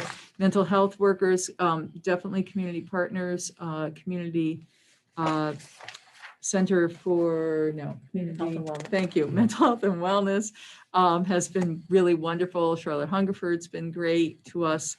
We really want to expand our Spanish offerings at the middle school, and this grant will allow us to do that. We really like to do an acceleration in that Spanish so we can offer more and students can be ready to take on the challenges of high school Spanish. And then an additional security para was requested, grades 6 through 8. What's a security para? Security para is someone who just comes in. Most of our security paras have guard cards, or they've been retired police officers. Okay. They are able to really develop a relationship with our students, but also talk with them about good behavior and being responsible and keeping them safe and making good choices. It's been really nice. Good relationships. So we really appreciate them very much. Just the district-wide grant funding and community partnerships. This is going to be pivotal, and you'll hear me speak about this more when I get to the ESSER 2 or CARES Act 2. Extended day, extended year, everything that we possibly can in terms of addressing learning gaps. Curriculum revision, all core content areas. I know Sue's always giving you updates on that. Professional development obviously is K-12. And the intervention and coaching support that the board has really supported us in providing. We've been able to do some in general budget, but we've also been able to supplement that or provide that through Alliance grant. We'll be able to do some of that through the ESSER 2 funds as well. So recent accomplishments, wonderful, wonderful things. I'll highlight just a few. The graduation rate is going up. So went up from 83 to 87. I know you've heard Laura really talk about how incredible the percentage rate reduction has been from essentially 21 to 14.9, 29 students exited, outplacements are reduced, really making sure that we have the services that our students truly need. Family community engagement, you've heard me talk about this before. We've been recognized for home visits. Office of Teaching and Learning is working on the professional development, enhancing the curriculum. Human resources, I talked a little bit about really streamlining our functioning. Who would have thought? I mean, a year ago, we were talking about student devices and our students not being able to utilize student devices, not having student devices. And now we are a one-to-one district. We have tech savvy students and staff. They continue to learn. And with Allie's team, they continue to gain new skills. And then we passed the referendum. Yay to all of you for the high school, middle school, and central office. That is definitely something to just be so excited about. Our college acceptances, I love this list. The students who go, just fabulous, absolutely. Syracuse on here, I think. No, right? No, all right, well, we'll It's have to 5 add years. it. Okay, Just kidding. Dartmouth, you know, Notre Dame, I know. just wonderful, wonderful places. And our community colleges are great supports for our students as well. So who are we? Our demographics and our eligibility, our ELL. Our demographics keep changing as they do in every town in Connecticut, pretty much.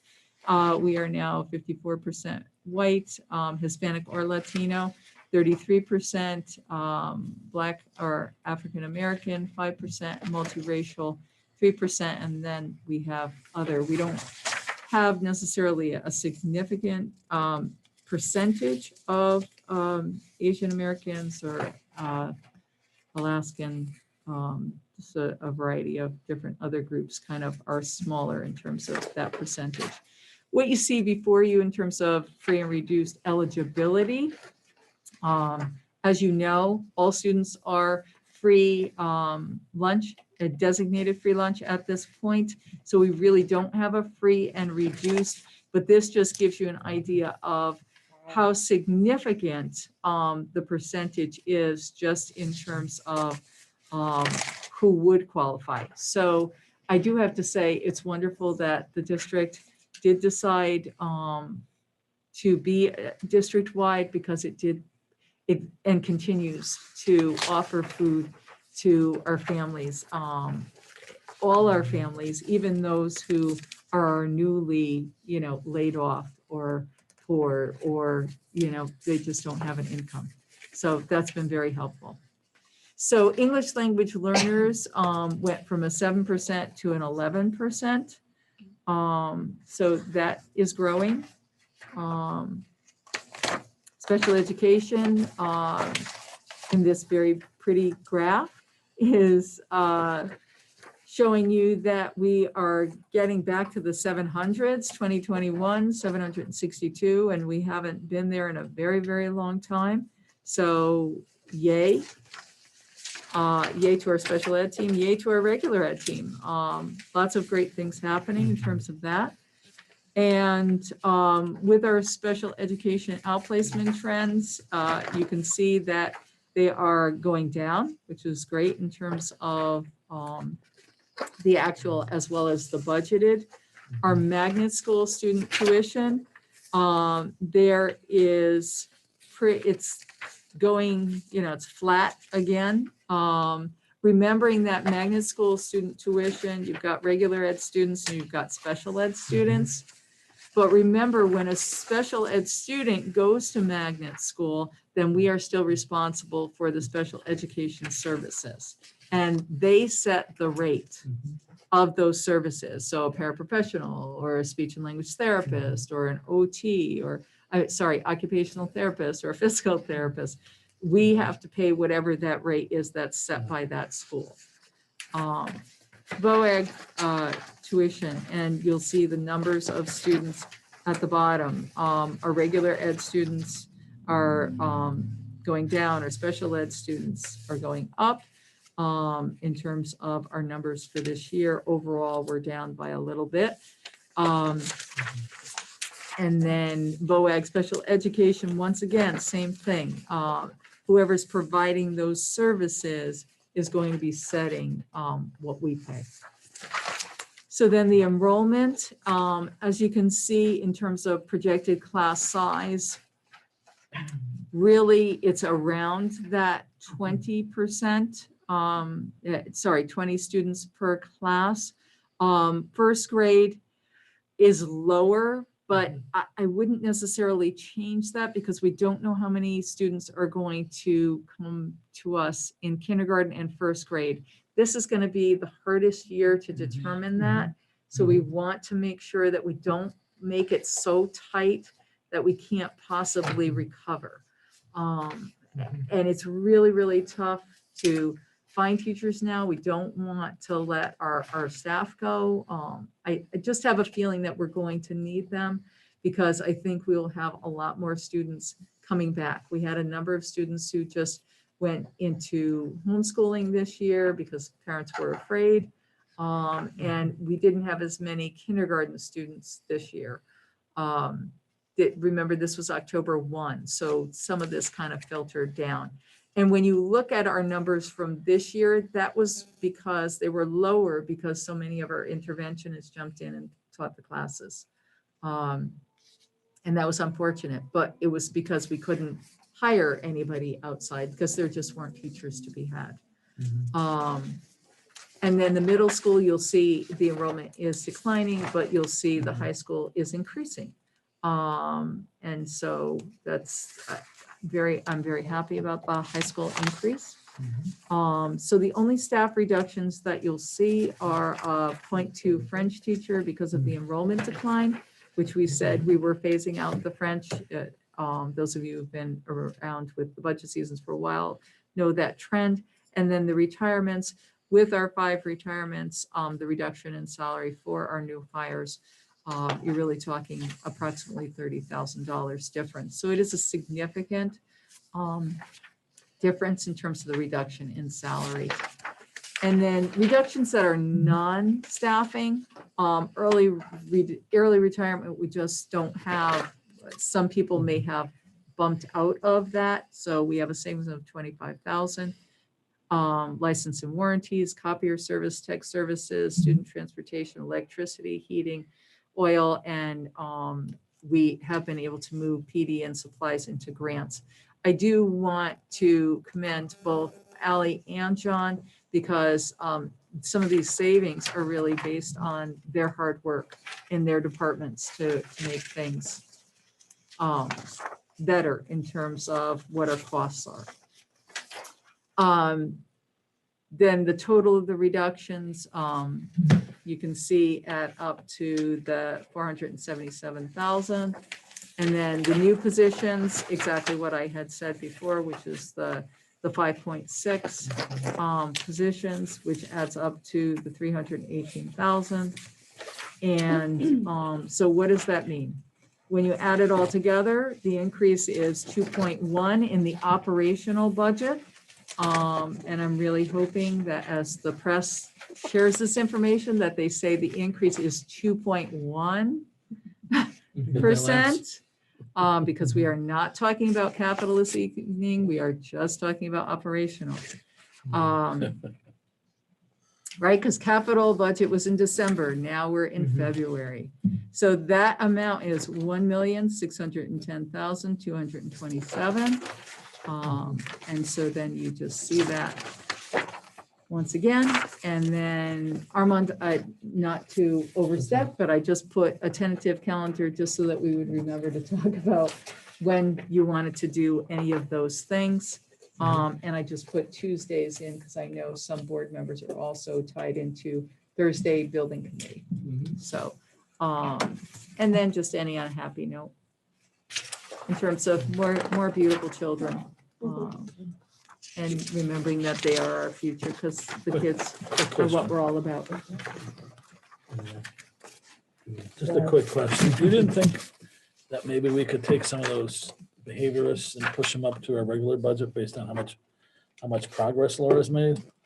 That's one of the things that the Board of Finance was looking for last year was what they said was they would reevaluate. Let's save the Yeah. discussion about the budget. Yeah. for the Okay. Budget meeting. We're just All right. receiving. Yeah, We're we just just I know, I received just it. want So clarification. just make a list of questions. All right. You sent to Arma. Yes. Thank you, Sue.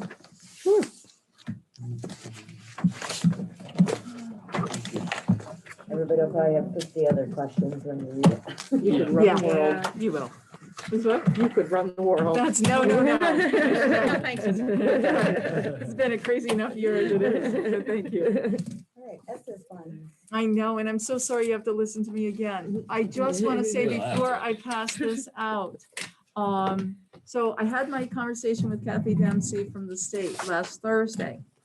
And she's a very nice lady. And I said, you know, I'm presenting my budget on Wednesday, the 24th. I just wanted to ask a few questions.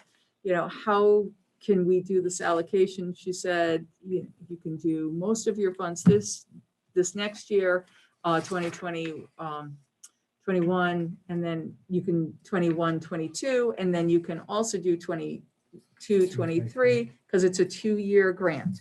So obviously you want to save some in terms of carryover. I said, when you presented it, it looked like it was a split. I said, that has me worried because I can't possibly, you know, do all of this and just split it down the middle. And she said, no, it'll be fine. And I said, well, the application's coming out on Monday, the 22nd, right? Not exactly. So I said, okay, well, will I have it by the 24th? Because I'm presenting. Not exactly. So she said, we're thinking more like maybe Thursday or Friday, but maybe not till March 1st. But so we'll let you know. So I'm like, but it really is coming, right? And she said, yes, it's really coming and you will be able to apply and we'll keep helping you, but it's not here yet. So that being said, I'm presenting this to you, but it may change. So every time we meet in a little budget meeting, I'll tell you more of how this has morphed.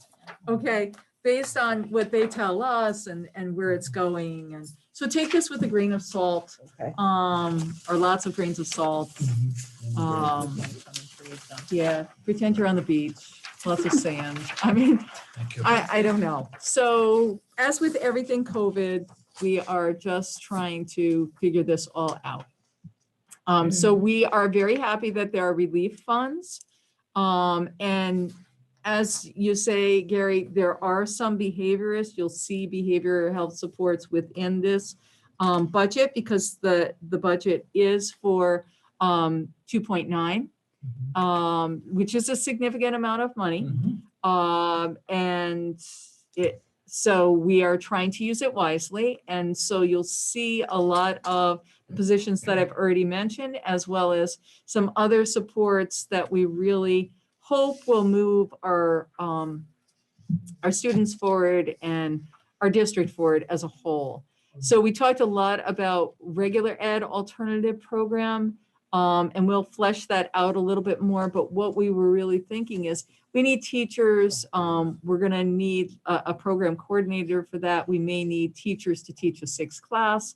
If we are looking at alternatives, that would predominantly be for students who have very large gaps or really are having a hard time in the transition coming back next year to in-person instruction. So what are we going to be offering them as a program? So we're fleshing that out a little bit more. The Spanish teacher I already spoke about. I think it's really important that we have as many offerings as possible, and we're just not at this point able to offer enough world language to our students at the middle school who really want to take it and take it seriously as a full year class. So this would afford us that opportunity. Is this just 1 year? This would, so that's why it's really important to have the carryover. So right now we're really, and what would happen obviously is if this really helps us and we think it's worthwhile, it's kind of nice to be able to pilot some of this. and see how it meets our needs, then we can do it for 2 years because we have the carryover. And then if it works, then obviously I'd be coming back to you saying, okay, let's put it into general budget now, because we think that it really has made a significant impact and students are really ready for those high school classes at a much earlier time. The music piece that I think is really important for our music program, and if we do that integrated plan as well, we can get ready for the pathways, which we're really looking at in terms of applied arts and fine arts at the middle school and having that feeder. A career counselor, this person would serve a number of different roles. NEAS has asked us for a long time to make sure that we have a department person really coordinating the counseling department. We have also been asking all of our counselors to work with students on student success plans, which were mandated in 2012. But that's very hard to do because we just have, you don't have enough staff, you don't have enough time. So this is someone who'd kind of be the checks and balances, very similar to SPED supervisors. It's nice to have that person who's overseeing and directing and supporting, and then also ensuring that our students are able to do exactly what our vision says, which is figure out what their pathway is and be able to either go to college or career or military, whatever it is. It helped them figure out that future path and pull that together. And then the next piece, and I'm not sure why that's the way that is. I think that's a glitch. Sorry about that. So everything that you see under the 75,000, the 90, I think, was off. I don't know what that was. Sorry about that. But you're going to see this again next week anyway, so no worries. And then really talking about coaches at the high school level, we have had them at the elementary and at the middle school. So to really be able to hopefully move things along a little bit more. It may only be a need for a short period of time. So to see if that works in terms of humanities, math, and STEM. And then making sure that that really should be the K-12 is not coaches, is teachers, sorry. And this is for interventionists. And that is to ensure that we have at least one interventionist added to each one of the schools. So that's very, very important because we know that there are going to be learning gaps and we know that we're going to have to do small group and to have that extra support. When you say coaches at the high school, do you mean coaching the teachers or are those like tutors almost? No, It coaching. should say teachers, right? That one for the coaching, it's coaching in terms of the teachers. Yeah, in terms of supporting the staff. And that's what we've done at the elementary and the middle school as well. And it seemed to have worked out very well. And especially since we are writing new curriculum and using new materials, then it's helpful for folks to be on the same page. Media specialist at 4-5, we talked about the importance of that in terms of students, parents, and the tag and the possible tag piece. And I promise to give you a revision to this next time we meet. Sorry, my apologies to those different areas. Making sure that we have our 4 IT techs. We have had hired techs this year that were in our GB and were paid out of CARES Act 1 funds. But I know Ally, they've been invaluable in terms of really making sure at the different sites that they can be there. So we have 1 per site because prior to this, we only had 2. And it's just not enough, especially when we have such an enormous need. Behavior interns to really make sure that we have more behaviorist folks. They're in between a certified behaviorist or BCBA. That's really the highest level. They have the most training and really making sure that we have like a behavior tech. So behavior tech is supervised by behavior interns or BCBAs, the certified behaviorist. So you get, if you will, more bang for your buck if you do behavior interns because they're not quite the certified behaviorist yet.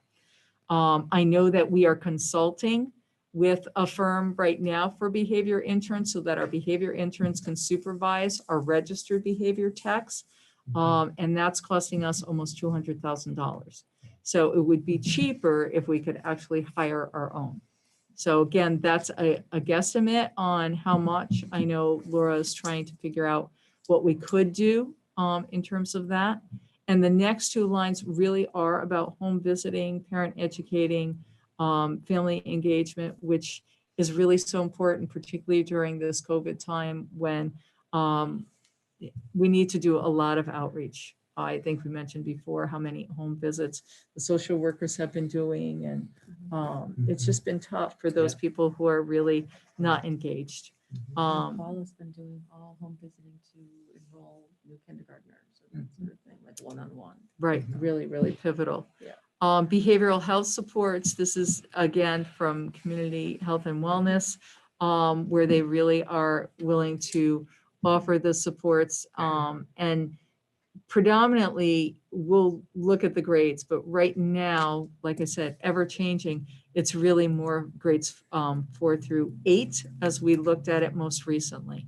Sanitizers, because we can, once the application comes out, we could put this year's sanitizers in there. And I know that Ed is still concerned in terms of that. And as John has said numerous times, we don't want to take the sanitizers away. We feel like that's been very important for us, and just in terms of the cleanliness of the buildings. And if we do have a positive case, it makes me feel better to have the sanitizers there that are able to go into that area that may have been impacted. And then installation of the fitness trail. We have the equipment. We just have not been able to actually put it up. And so it would be great to install this fitness trail equipment, this $50,000 worth of fitness trail equipment. I know that seems silly, but a lot of our kids, they need that physical outlet. The middle school has that beautiful, those other areas on the fitness trail. And so we've gotten an estimate of $20,000 for that. We talked before about having community members help and support us. So Kids Play is willing to open up space for extended day, which also may be on the weekends when we're not open, which would be great, or in the evenings. And not so much just weekend, but student transportation for all these things is very expensive. So we have to make sure that we are providing for students. And then Star and Freckle, you can talk a little bit about those things. And then we actually have robotics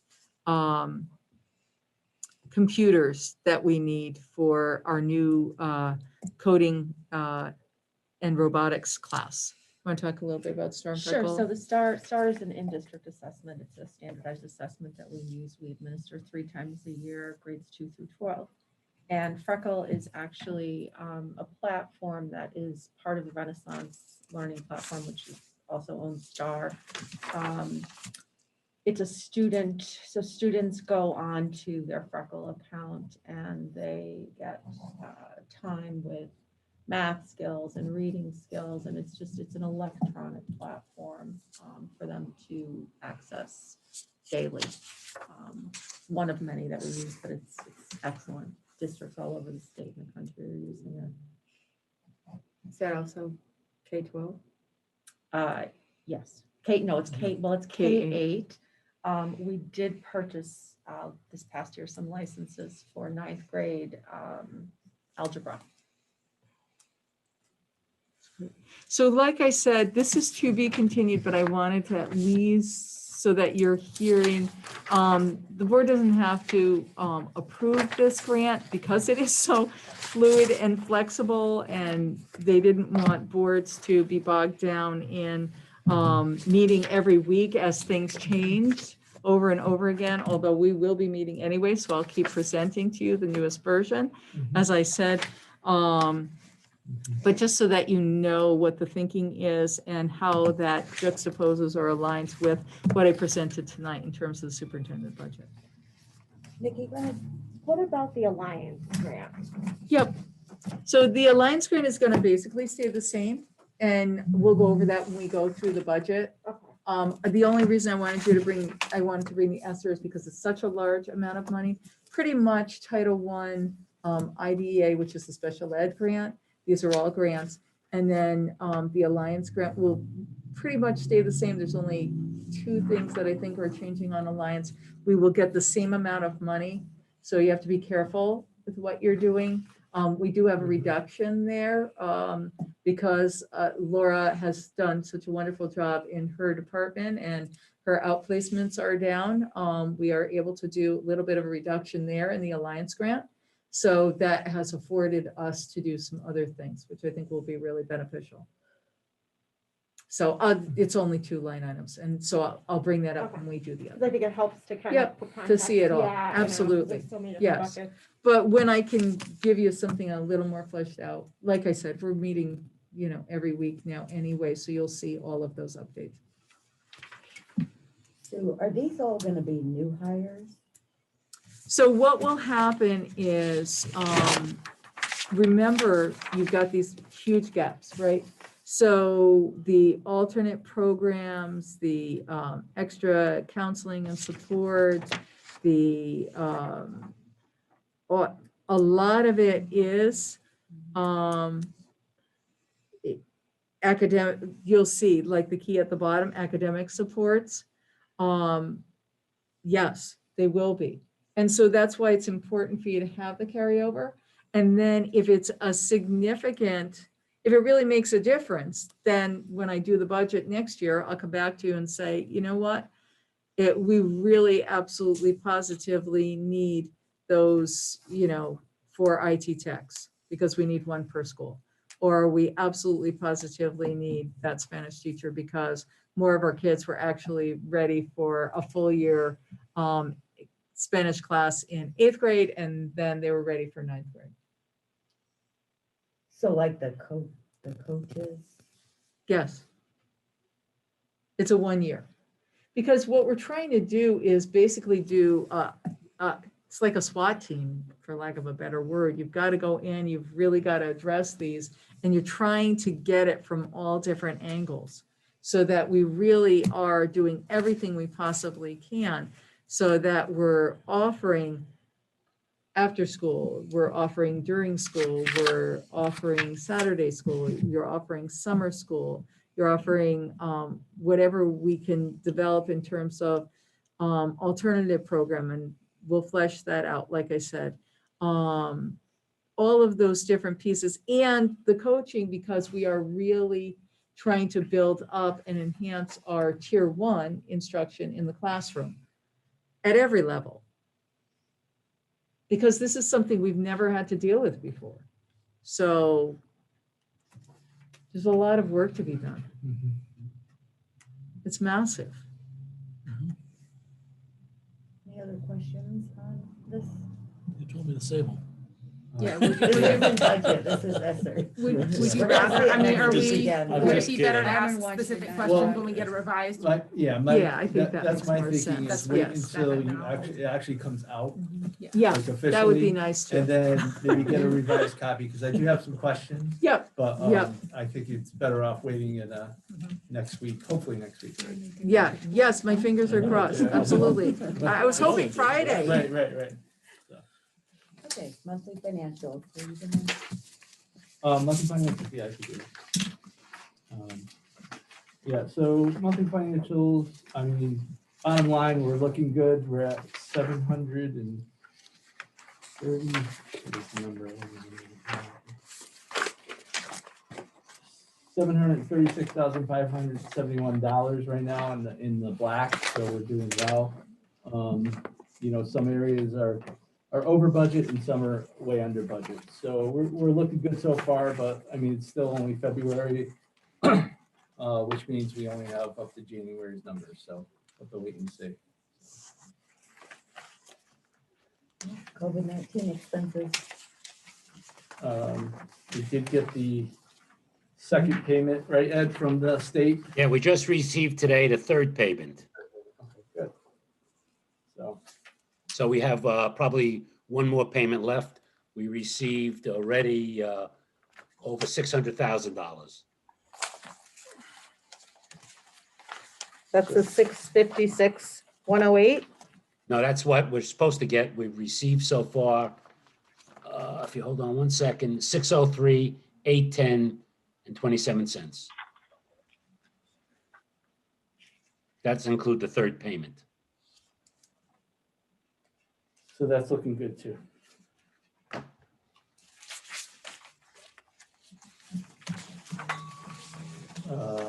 Any other questions Any on questions on that, but on the monthly financials or COVID? COVID?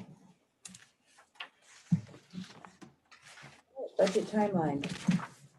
Well, the proposal in the book, right, Sue? Yep. Is this proposal. And this is something you went over with Ed, be available. Dates. Ed, are you good with the dates on the Tuesdays? Me, yeah. Oh, which Ed? So wait, we're talking about the budget committee? On the hearings, Hearings. both. Well, both. I think there's a conflict next Tuesday. There is. Next Tuesday as well. 3-2, it's on the budget. I mean, we I have, don't know. we have 1579 on the Oh, second. next Tuesday. Yeah. Sorry. And can we switch sick and policy with budget and right for Wednesday? Swap Wednesday? So we would meet then on the 10th. Correct. Yeah, as long as you don't jump on that one too, yeah. Well, no, because this does happen at budget. Yeah, you're right. Yeah. Yeah, no, but I'm saying if we could do it the beginning of a month, then that opens up more days for the subsequent Well, it's meetings. fine with me if that's okay. Sure. with- Is it okay? Ed, is that okay with So you? we'll flip flop. Yeah. Just So give me we'll- the dates. We'll do budget next week. We'll talk about the budget, and then maybe we could solidify the rest of the dates at that meeting. Okay, Is that good? And when are you coming back? I'll be here Monday. Oh, okay, perfect. So second Yay. policy will be So- March 10th. Yep. Okay.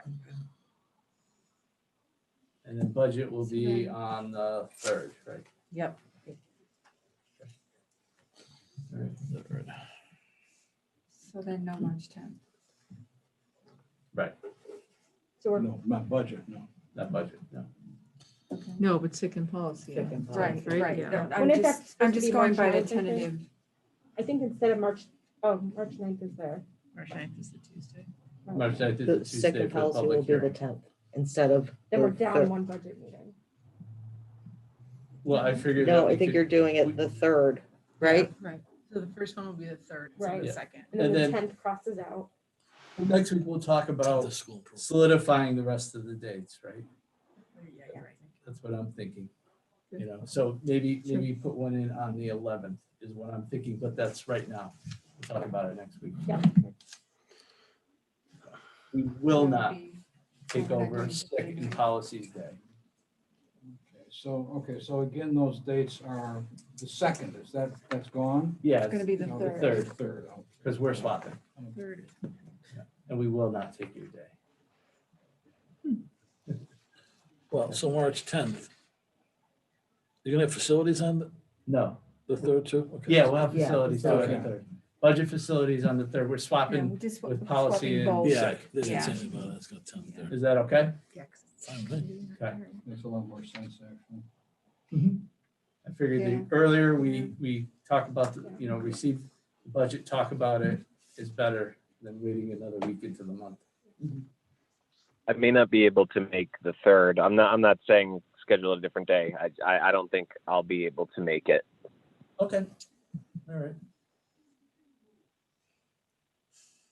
Just send It's my it mom. to Armand, Yeah, Ed, and then he can get some answers for you. yeah. Okay, will do. All right. Gary and Nikki, and you guys are all set for Wednesday, right? Yep. Okay.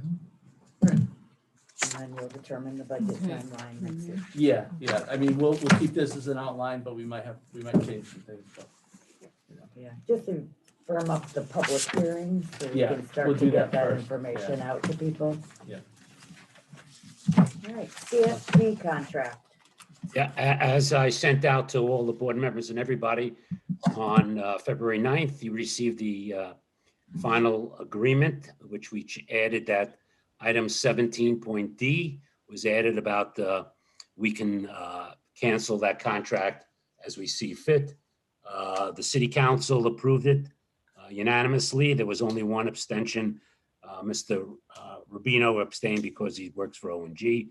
So city council had 3 questions. I answered them and they approved it unanimously.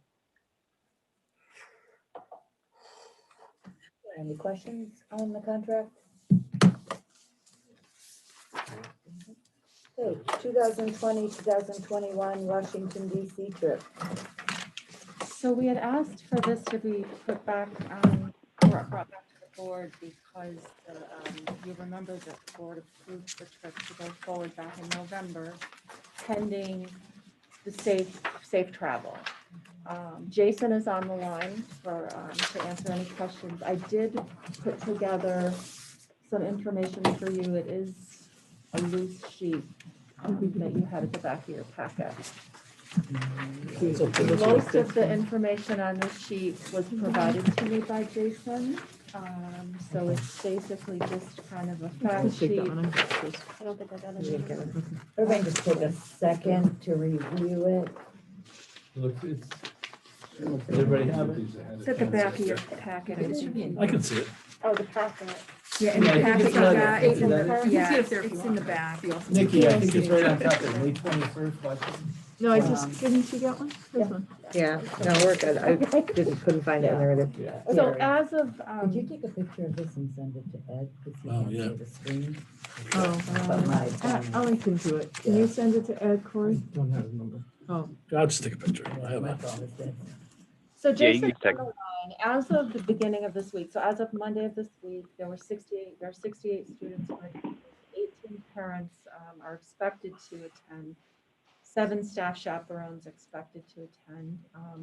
The reason we're bringing it back is that some parents have reached out to the school, to central office, with a concern, wondering, okay, if the deadline to register and pay in full is quickly approaching, and there's still uncertainty around COVID. So we thought that, it would be prudent to bring it back to the board, to have a conversation about how to move forward. We learned from World Strides, which is the company that Jason works through, that World Strides is requiring that everyone who travels, so students and adults, have to have a negative PCR COVID test administered within 3 to 5 days of travel. So a negative test result is required in order to participate. They're also recommending that all participants quarantine 2 weeks prior to travel. We understand that, that's not a requirement, it's a recommendation, but that's just not something it's a problem, right? We can't have our kids quarantining for 2 weeks before they go. Then there's just some other basic information. They will require masking and all of the things that we're asking everybody to do. Their temperatures will be monitored. Bus capacity is standard with assigned seats. The students will be assigned 4 to a hotel room. So they will be sharing those close accommodations. There is an upgrade based on space availability if families, would like to choose to, incur that additional expense. Smaller, groups of 25 or fewer at the attractions. And then it's still questionable at this time with interstate travel. We don't, because that changes frequently about upon return, what's going to be the requirement in terms of quarantine upon return. So, and then right now, I did a little bit of research. And you can see at the bottom of the sheet, right now, indoor dining is 25% capacity. Museums are now open, but there's no guided tours. And then they're capping indoor gatherings at 10 people. So that's really the information that, Jason had compiled and I was able to gather. I have a question. Go ahead, Sue. And maybe Jason can answer this. If the trip is canceled and the families did not purchase the insurance, will they get their money back? So that was part of the email that I sent, and it was a question that I had asked World Strides. And so if they do not purchase the insurance, they are, let's see, I'm just pulling up my information. So the cancellation policy, the refund back to the families is capped at, where is it? I believe it's 25% of the cost of the trip. So prior to April 15th, if they do not have the insurance and for whatever reason they cancel the trip, World Strides will retain 25% of the cost of the trip and refund families any remaining out-of-pocket money. So that ends up being about, 25% of 840 is what the total cost of the trip is. After April 15th, you're subject to the World Strides standard cancellation policy, which states the closer you get to the travel date, the less money you'll get back. And how many people? So that was new to. Oh, I'm sorry. Yep. So nope, that's okay. So that was new information to me as far as the capping at 25%. And to date, we've had 9 families that did not purchase the insurance. All future communications going out to parents, and actually all communication since we started this was that purchasing the insurance is the best way to protect your investment. I can't require it of the families, but it is told to them. It is an extra $125 on top of the cost of the trip. So we have 9 families at this point that have not purchased the insurance, and it's not possible at this point to purchase the insurance. It has to be purchased at the time of registration. And how many families have paid in full of those 9 families? Have any of them, so they won't, would they be out a significant amount of money at this point? Well, if they, at this point, they would only be out the 25% of the cost of the trip. So if they haven't even paid, I would have, I'm trying to pull up the website as I'm talking to you, so I can look at the financials. If they have not paid in full, if they haven't paid the full, up to 25%, then they're not getting anything back because World Strides will retain up to 25% of the cost of the trip. If they haven't paid. So Jason, can you let us know how much people have paid? I mean, no, not now, but I'm just right now. Yeah. Yep. But like how much? Yeah, I do have. Well, the worst exposure would be Yep. $1,800 between the 9 families. Say that one more time, Fiona. Okay, it'd be $1,800 for the 9 families they would lose if they paid already. Right. No. Oh, if they've paid just their deposit. Right. Yeah. I mean, is that something we could consider reimbursing if we decided? The other thing that I just wanted to make, mention is that I know last year it was a very different situation, and that we wanted to ensure that the families did not lose any out of pocket. A lot of families have registered knowing that COVID is taking place this year. I don't have the type of fundraising money sent to World Strides like I did last year to help cover the money that World Strides is retaining. So that's something else to keep in mind. And they're really out 75 because if they bought the trip insurance, that would have been 125. So they're really only out 75. Right. So we've had a couple of families reach out, which is really what kind of prompted us to, revisit this. And the concern that was expressed by these 2 particular parents was, look, we're about to pull the trigger on this. Do I really want to throw away $125? If it turns out that in a couple of weeks, we're going to find out that this is not a go. So, you know, just. Gary, I've been in favor of this all along, but my concern right now is this quarantine. How many teachers are going? 7.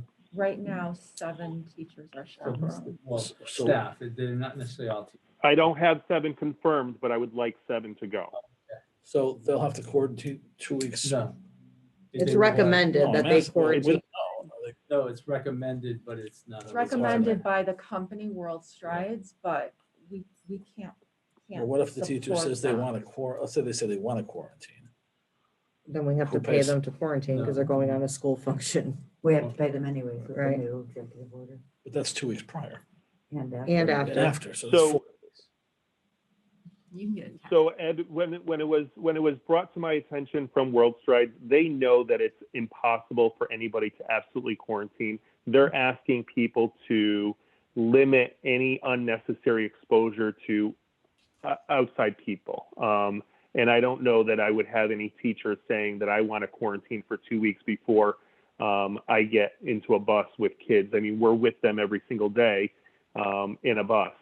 And this is going to be the big thing is what do we do when we come back?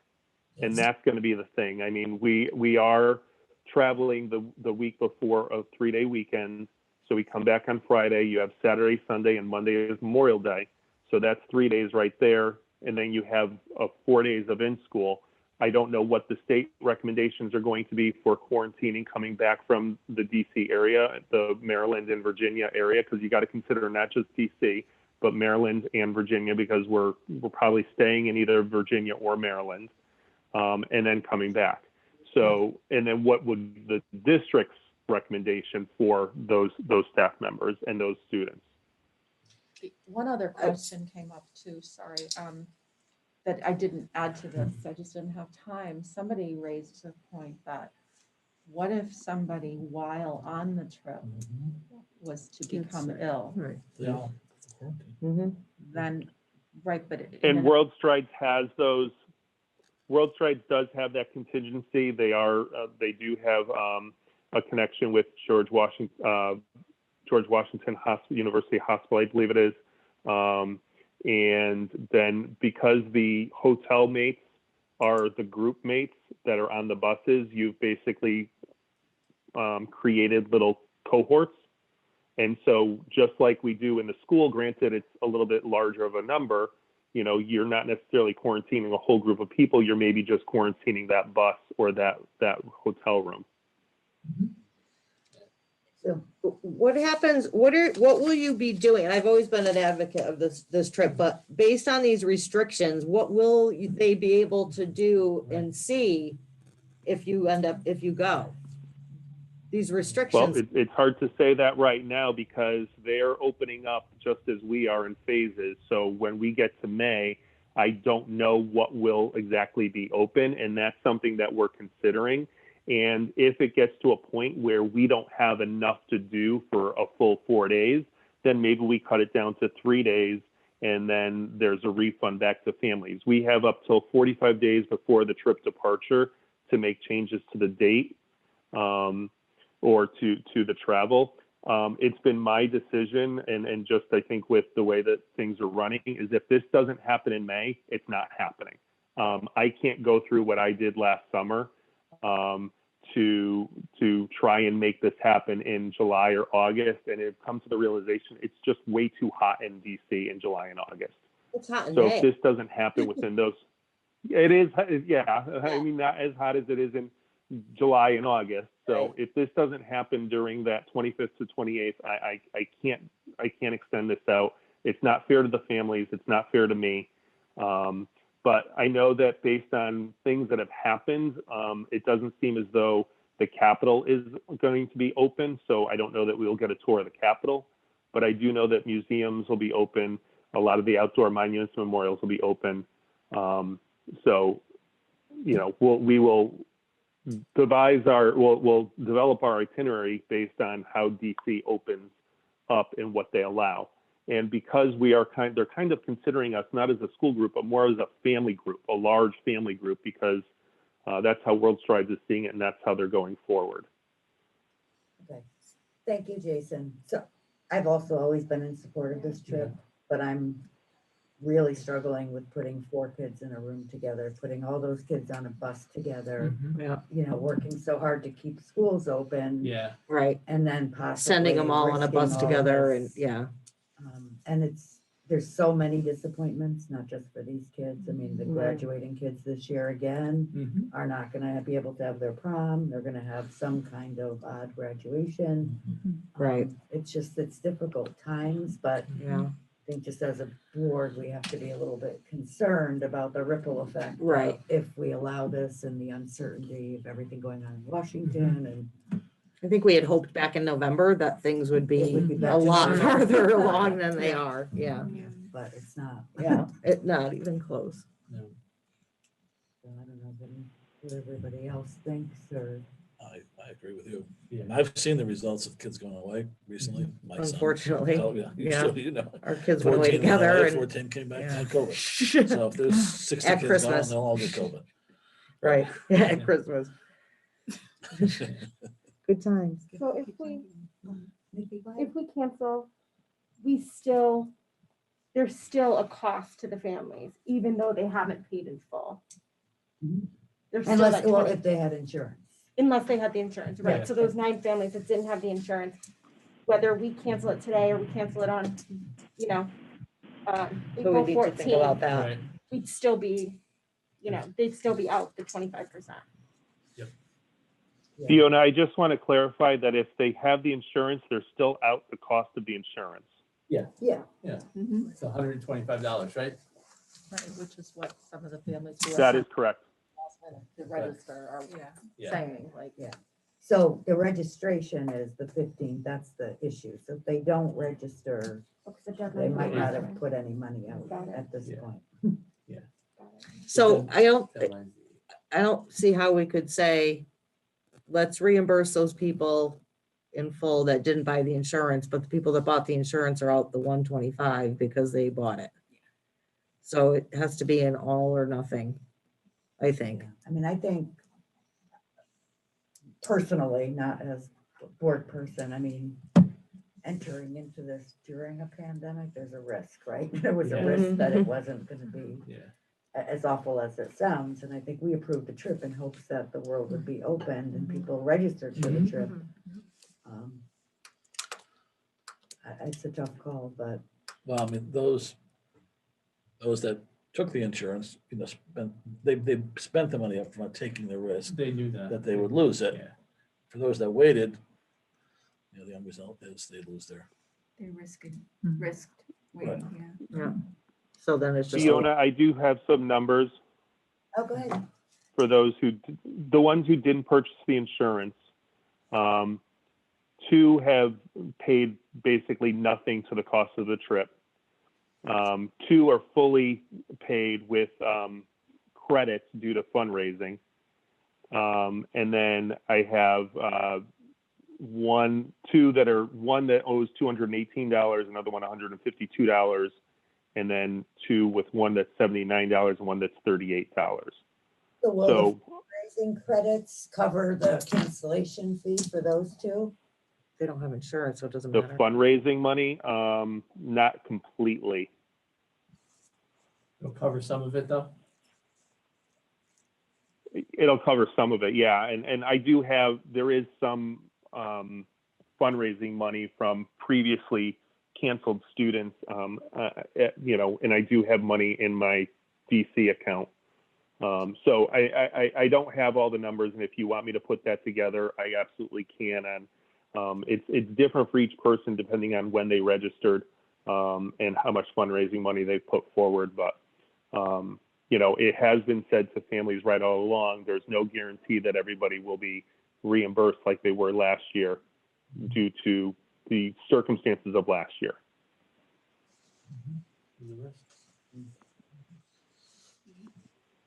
And the cost of the trip does not change as long as we have 35 kids going on the trip. And you know that this is one of my passions. So I will do as much as I can to make this happen and look for that support. So I'm just gonna, my other concern is, so I had COVID and it's not fun. I'm very worried about what would happen if we did have an outbreak with those Right. kids down in DC. And how we would get them back and how we kids, would the manage staff, it, the the staff. parents. It's really Yeah, kind of nerve-wracking, just. several different groups of people. I mean, I don't feel like this is something that I feel like we need to make a decision on this tonight. Yeah. Because it's already February 24th and the deadline to register is March 8th. Yeah. I mean, Yeah, we need to Right. pull the trigger. yeah, and we normally have, this is 68 students registered. Don't we normally have like hundreds? Oh, yeah. I mean, Yeah. so we already are getting a very slim response. And the impact of having 7 staff out of the building too, when you're only having 68 kids, I'm not sure what that does to your classes and all of the other kids that are staying. There's probably a trickle down to that. And when you have almost your whole 8th grade going, it's a different issue, but this is not that. I mean, to me, this is, I think we need to pull the plug on this, Yeah, I think so. unfortunately. I agree. Unfortunately. Sadly. Yeah, Kathy or sadly, Ed, do you right. guys have any questions, comments? No, I agree with Jess. I know it's disappointing, but I think we have to keep the safety and well-being of our staff and students as our priority. Ed? Yeah, I am interested in, what you were talking about, Jason, about, the number of, the amount of money it would take for everybody to be made whole and that kind of thing to see what can be done. And I get that folks have taken the risk on themselves and all of that, but, if we can, if it's possible to do, it would be the best thing to make everybody whole. So I'm at least interested in knowing kind of what that number would be. But otherwise, I agree. There are a lot of factors here that I don't think we can really gamble with. Plus, for the amount of money they're spending, is the same amount as if they were going to the Capitol and all the museums. And they're not getting that, right? They're not getting So they're not getting, No. they wouldn't be getting Right. the that either, full, It wouldn't be the full exactly. experience, Right. yeah, And that's which is what, sad, but Yeah. the reality. It's Yeah. unfortunate. they can't do guided tours in the museums, right? So we're paying them to do what? Right. Yeah. The museums aren't generally guided anyways, just so you guys are aware of that. Do we need a motion to Yes. go beyond 9 o'clock? Yes, we do. Entertain a motion to extend the meeting till 9:15. 9:15? It's 9:05 now, I don't know. 9:05. 20 minutes. You can do 9:30 and be out by 9:15. Yeah. 9:30. Yeah, 9:30. Okay. I'll move it. Second? All those in favor? Aye. Opposed? Those who's opposed. Opposed? John? I'll join John and Gary? You lost anyway. It's a statement. Okay, Armin and Sue, and then opposed was John and Gary, all others. you. Well, Corey did favor, I think. Ed, are you for or opposed? Yeah, I voted yes. Okay, thank you. Okay, so just by straw poll, so the financial component of this, last year fundraising money was used to To reimburse? reimburse people. It was not Board of Education money. Right. So I think we just have to be careful because a lot of people have put out money for other things that have ended up getting canceled, like proms. Yeah, So yeah. I think we have to be careful about that. So Jason, you But I could also get don't us, want to misinform people. If the board has no intent of considering refunding people, I don't think we should. Or if they do and want to discuss it, but I think we shouldn't make people, if we're not going to. I think getting the numbers from Jason would be helpful.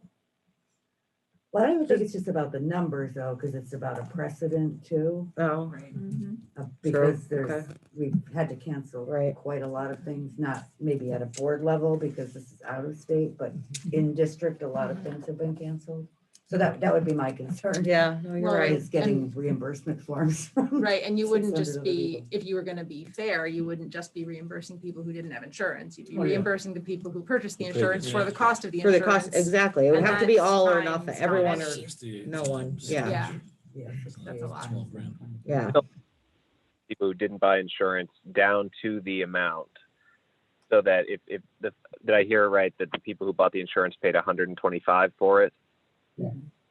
So in theory, if you wanted to be absolutely fair and still try to refund people, you could refund up to that amount so that anybody whose trip is canceled is out 125. I think that could be done, and I would consider that reasonably fair. I don't know if anybody else would, but I something to consider.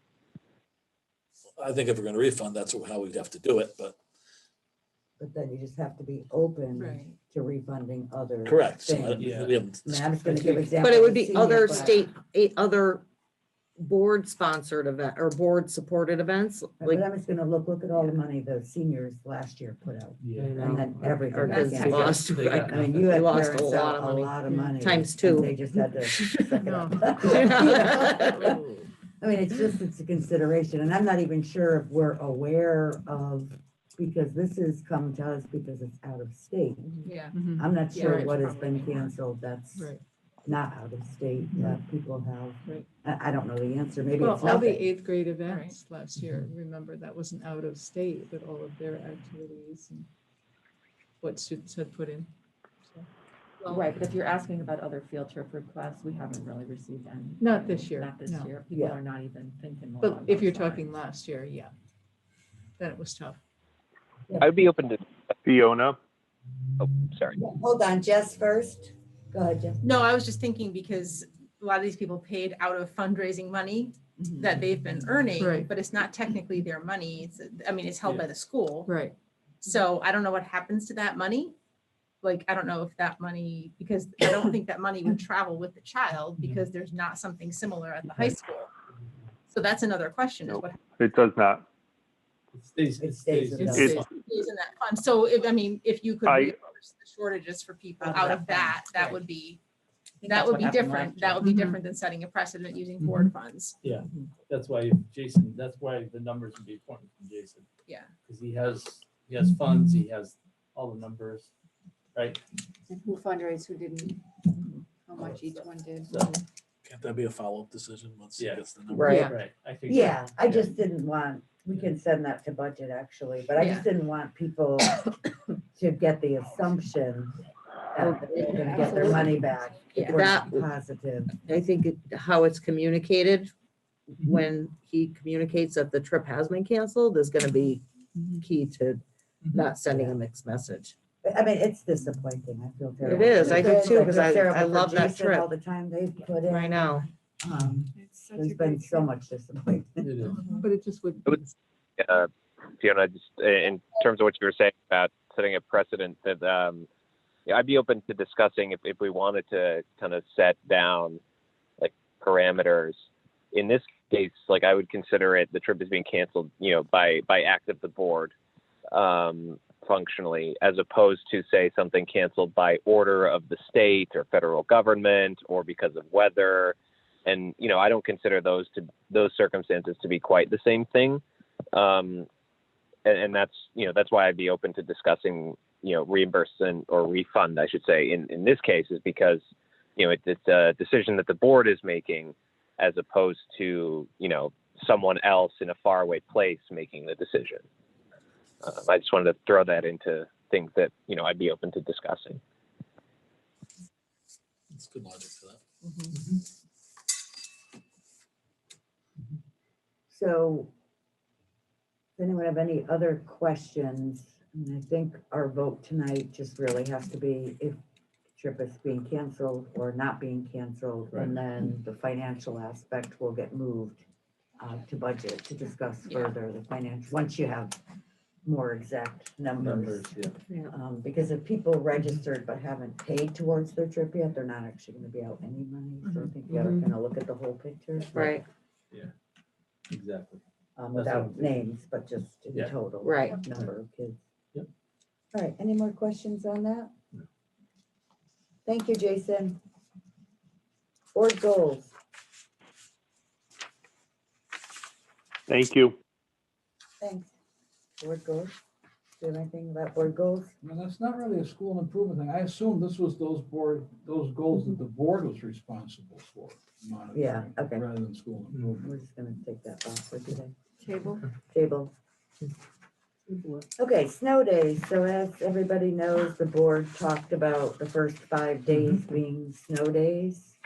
We went through our 5 days. So I'm hoping that the board, I think we should just, at this point, go back to making the decisions based on the circumstances of the day, whether there's power, no power, traffic department. Some days would be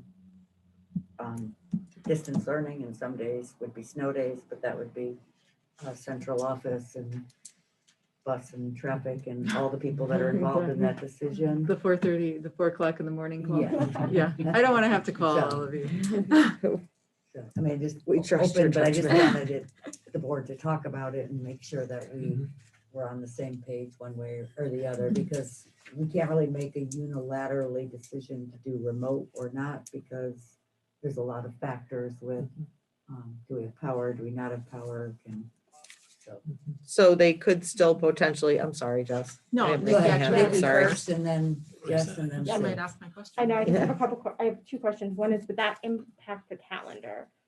Because I think we aligned on the last day of school only being the 5 snow days. Right. Do we have to revise that if in fact we do take more snow days? Yeah, same as every year. If we exceed it, we would Okay. have to Yeah. extend. Usually we school have year. that like kitty, I guess. Okay. So we were out of our kitty. Very quickly. And then just my other question was, some of the districts around us, I think, are doing delays on remote days. And that's really, I guess, to help teachers kind of do any cleanup they needed to do or anything like that. And so I was just throwing it out there to see if that was something that was either considered or that we would consider in the future. It seems weird to have a delay on a Remote. remote Really to day, help because the purpose of the teachers. delay is to get the kids to school. Yeah, it was really to What help, do I think, people the think? staff with any cleanup that they may have or, anything in getting their kids, but their kids have a delay and.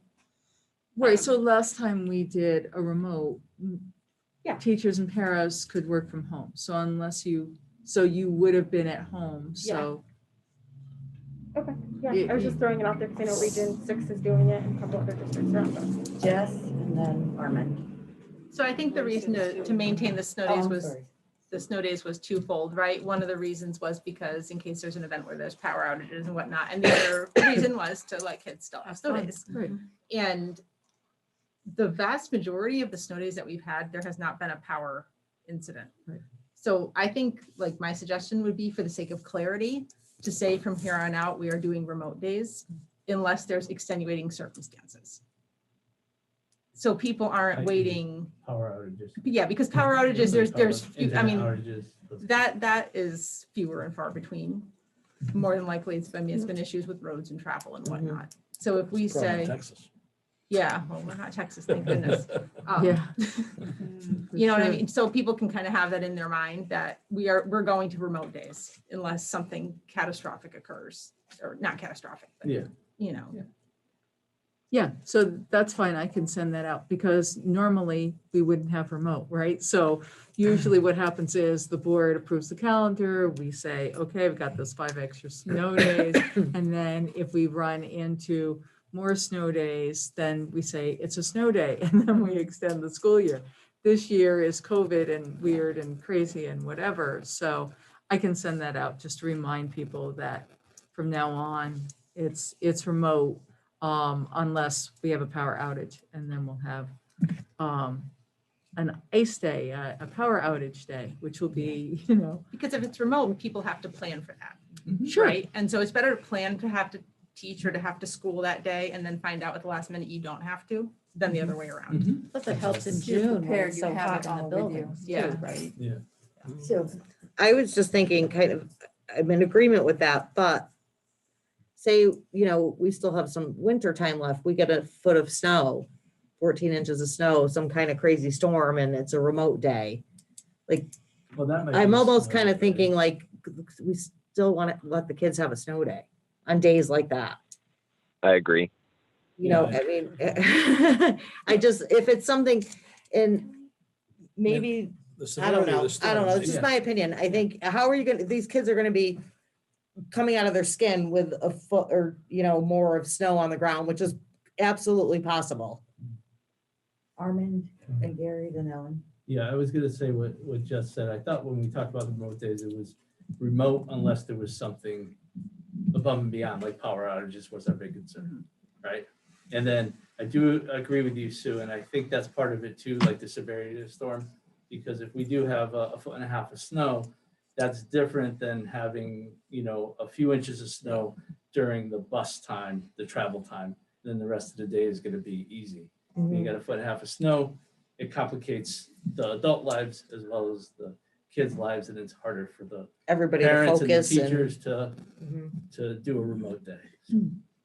I agree with Aaron on both, but, and with Sue. But I think that's the rest of in the superintendent's hands, I guess. But what Nikki was talking about, I think in some ways, even if it was an hour delay. I mean, for teachers, and I said this before, you know, when teachers have children, if it's best if they can somehow make arrangements and if they have a little time in the morning to do it, because then the student that's on the other end of it might get, if I have my daughter at home with me and I'm trying to teach, it's awfully difficult. Yeah, with 2 or 3 inches, maybe there's time to get them to preschool and back, but it's going to take longer. You know, so for the teacher that wants to get their child to preschool, if it's open, and still be able to devote the day to, you know, distance learning, you know, both may benefit versus, you know, finding out at 5 a.m, you know, school's canceled because a storm creeped up and it's going to be online and I can't get my son or daughter to preschool because for whatever reason. So anyway, it may be a good idea just to give the teachers time to, for those that have children or have parents at home they have to take care of, to get it out of the way and then be able to focus on school. Or even the parents that have to find accommodations, like you said, for the kids. Yeah, I mean, You it's know? if it whatever, let's say it's 1 hour. At least it might make the because it's bad enough having to teach online. It might make it go easier. That's all. But I know I'm surprised to hear that from me. But agree wholeheartedly. I think to Jess's point was just for the teachers to be prepared, you know, so if they think it's going to be remote learning, they're prepared. So, but I think it should be the superintendent's discretion. Yeah. Agreed, yeah, I mean, it's totally up to Just so the you. teachers, just take your stuff home every day. That's what I Well, do. so here's my There's point just some though. food I for mean, thought. during the pandemic, we're supposed to be ready to flip either way Yeah. at any time. Because you could Yeah. have an outbreak in school. Yep. You leave, you never come back. What I want to avoid, and So why I don't want the drastic. board really setting a directive is because our whole purpose is instructional time, right? Yeah. So if we do remote days on snow days and we find that we have 30% participation, are we really okay with counting that as an instructional day? I think no. And I think that, Do we have data on yeah, you but know. how will you know? That's the, Well, do we have data on that? well, we Sure, know we we have can We would have log in. attendance, sure. So You'll be able I'm to just track saying, like, I attendance would rather leave it up on to them, remote or if they days. find, if they do 2 distance learning days, and we have a bunch of staff not showing up, kids not showing up, I'm not saying that's gonna be the case, but is it really a day? If people aren't, well, kids more, you know, parents aren't logging on. You know, I just think we can't talk both sides about instructional time, either we're concerned about it or I we're think not. that's- we need to look at that Yes. data, make sure But that the it's problem is working. you only find that out after the fact. But we already So had if some- you we have already your had some remote teachers and days, though. 30% of your students all engaged in remote learning on the snow day, and then afterwards you find out, oh, we had 70% not logged in, what do you say that day doesn't count? I mean, I don't know how you could do that. But- That's the only thing. But we've had some remote days, so we should look at that data. Right. Well, not us personally, but I think the. Ally. the Yeah, district we- needs to look at the data and see what the And percentage that's, I is. just don't think it's our decision. I think that they should be able to Yeah. look at that and say, Yeah. this isn't working because Right. or it is working and keep Yeah. it going. I mean, it's probably only a month left, but. I mean, I'm Right. just thinking because a lot of districts have been doing remote days this whole time. Yeah. Right. And it's just been what they've been doing. Yeah. And so for every parent that you have, I do think we made the right decision with the snow days, absolutely. But like for every parent that was thrilled about that, there was somebody else that's like, why on earth aren't we just doing remote days? We're going to be here all summer. So that's where I think maybe now we could have some balance, like we did one thing for 5 days and now let's try to do the other thing for the here on out, unless you have something happen where you can't do it. Right, I just have to say, being on the lines at 4 o'clock in the morning when you're trying to make these decisions, I really don't want to have to get out with my yardstick and say, okay, this is 3 inches. Is this a time when it's remote or it's a snow? This is 6. This is, 8. In this drift, there's 2 feet. And on the hill, I've got 12 inches, but downtown I might have, I'm just telling you, it is nuts.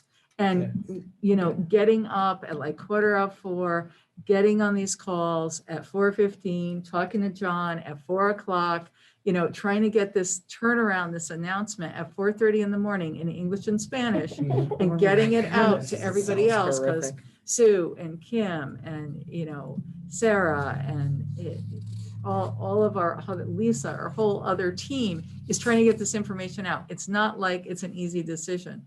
And this most recent one took us basically just half an hour on the phone with meteorologists trying to figure this out, because the timing and when is this really going to come in? And, it's not as easy as it looks, believe me. And so I think if we can say it's going to be remote, on Here on out. yeah, I just think that's easier. And then if we have power outages, then we have to call it, you have to make up that day, because we're not going to be able to do remote. I just think we have to be consistent. Do we need to look at participation on remote days? Absolutely. Is that a concern just overall in Right. every way, shape, and form? Yes, that's not only just on snow days, but if I don't want to have to second guess myself, because I'm making decisions based on the safety of our children and our staff. And so, I am hoping, you have trusted me before. I hope that you will still entrust me with that decision. And, we do the best that we can. Even the meteorologists, sometimes they're saying, okay, it could be off by an hour, but we're trying to give you the best information that we have. We talk with DPW first thing in the morning. They're telling us what the roads look like. Or it's gonna turn Thank into you. rain, but then on the hill, it's all snow. I Exactly. was So just it's gonna say, like, if we oh my had- God. If we had remote as, the decision moving forward, does that help make decisions earlier? Like if you knew you were gonna Yeah. go remote, could you make that call at 9 o'clock at night? Or would you still be making, that When call? I can make it early, believe me, Yeah, it no, is I so get it, much yeah. I just easier. didn't know if I it'd be easier with understand for remote versus, parents, I understand for staff. I try to make it earlier, Yeah. but this, like I said, this last storm, that was just insane. Because at first it was like 11 o'clock, then it's 12, then it's maybe 12:30. When is it gonna get really bad? It was really, really hard. If I can make it the night before, absolutely positively, I will. I know that makes it easier for everybody. But if I can't and I can save a day, or I could just do a delayed opening, then I'm going to, because in person is always best. I go with you. So the question is Stanley. really, do we want to leave it up to the administration, or does Yes. the board want to set something else for snow days? Didn't we decide to leave it up to administration weeks ago? Not really. Well, it was not really. I thought Well, we did with the 5. We I decided on the remember 5. that. Decided on the Uh, five. I think So today we we raised raised the 5, so now we know what to do. Yeah. Up to the administration. Yeah. I think whatever it is, should we just have to clearly communicate it? Yep, I can, You know. I can get that out to everybody again.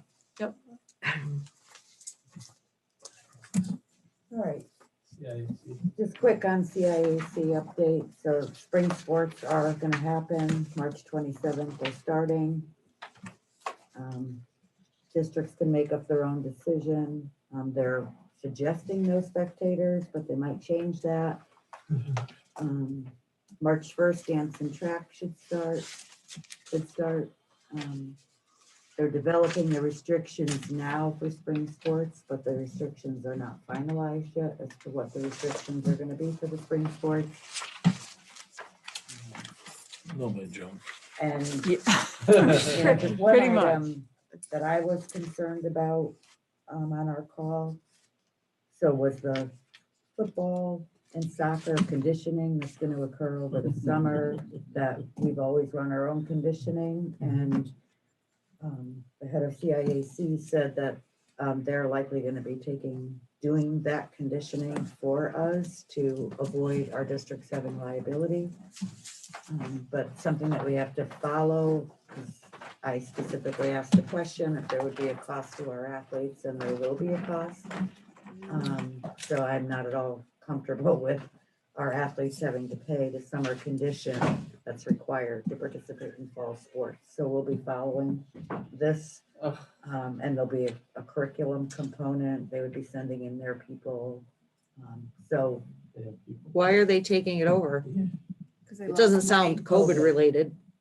yeah, so we'll be monitoring this Because it as lost money. it moves, and Because the we'll sports haven't update happened, the teams the haven't. board as Okay. this transpires moving forward.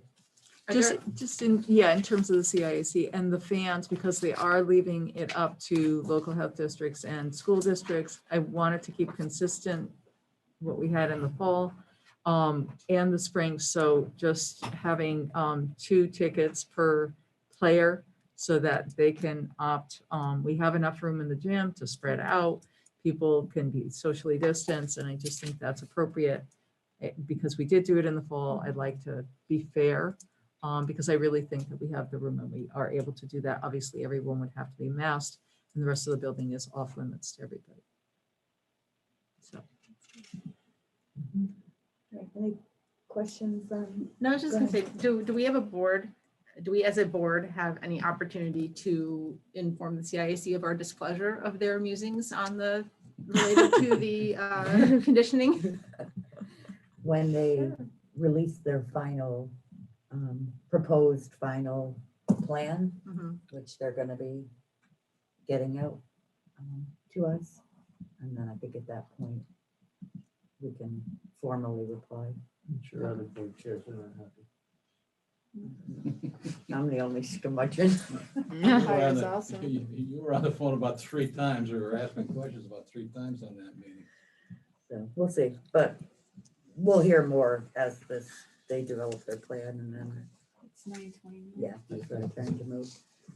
Okay, do any of the committees have anything to We have the- report, just because I think, I forget the PTO. oh yeah, sorry, the 2 fundraisers. So the 5th, traditionally, the grade 5 has a field day, like a combined field day at the middle school where they come together for the first time to be introduced face to face.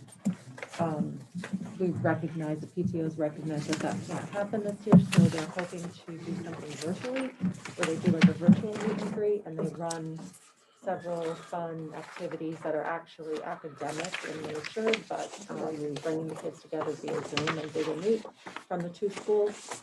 And they would like to do 2 fundraisers to support some of those initiatives, for prizes, for games and that kind of thing. Anyone opposed to these fundraisers? Only because of the time, it's so short.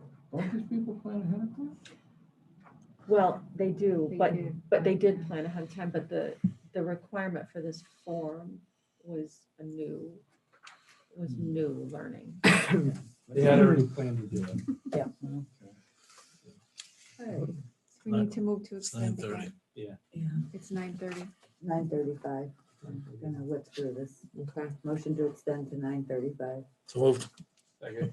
All those in favor? Aye. Aye. The extent. Budget. we heard enough John from- opposed. Opposed, Yeah. John. Budget, we've Sorry, I heard was enough opposed. from you guys Yeah, you know tonight. what? Yeah, no more budget Until next talk. week. Facilities and technologies, Yeah, attend their meeting next week. Yeah, the minutes clearly state what we did. Mm-hmm. Not next week, the week after. Week Yeah, after. next No, week. next week. Yours is next School week, ours improvement. is the week after. Nothing to report, nothing to send the meeting for. Okay, building committee will be meeting next week. Yeah. Liaison reports. Yeah, I don't have one. Do you We want to could- hold we on? could One, so table they it. Email it to the How, we board, can email it. How's Yeah. it? All right. Good idea. and then we're gonna attach it as part of the minutes. You want us to email it to? Marissa, and then she'll get it out to everybody. Okay. Okay.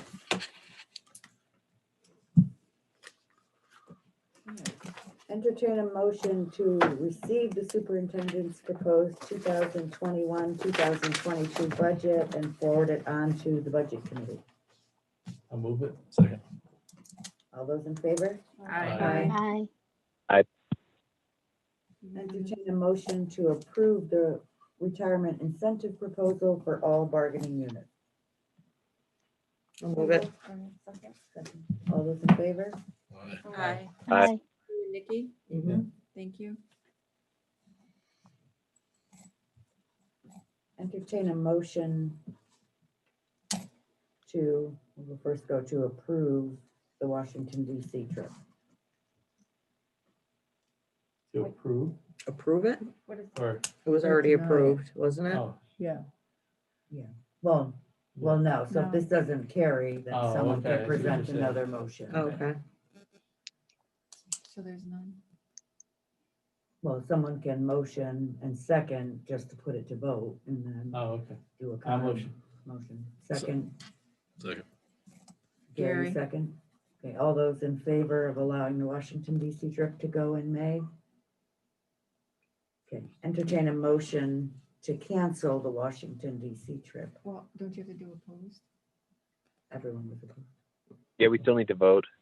You'll need We to all- vote opposed. Oh, opposed. Opposed? Opposed. All. Post. So What are you looking at me for? Are Are you you opposed? opposed? I'm opposed. Okay. You You didn't say anything. Okay. Okay, entertain a motion to cancel the Washington DC trip. So moved.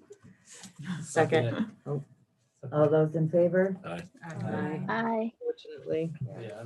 Ed, are you in favor or opposed? I voted in favor. I have to vote, yeah. Okay, I got you. Entertain a motion to approve the monthly financials. So moved. Second. All those in favor? Aye. Aye. Gary and Nikki? Yep. Thank Yes. you. Entertain a motion to approve the CSD contract as approved by City Council, February 16th, 2021. I'll move it. Second.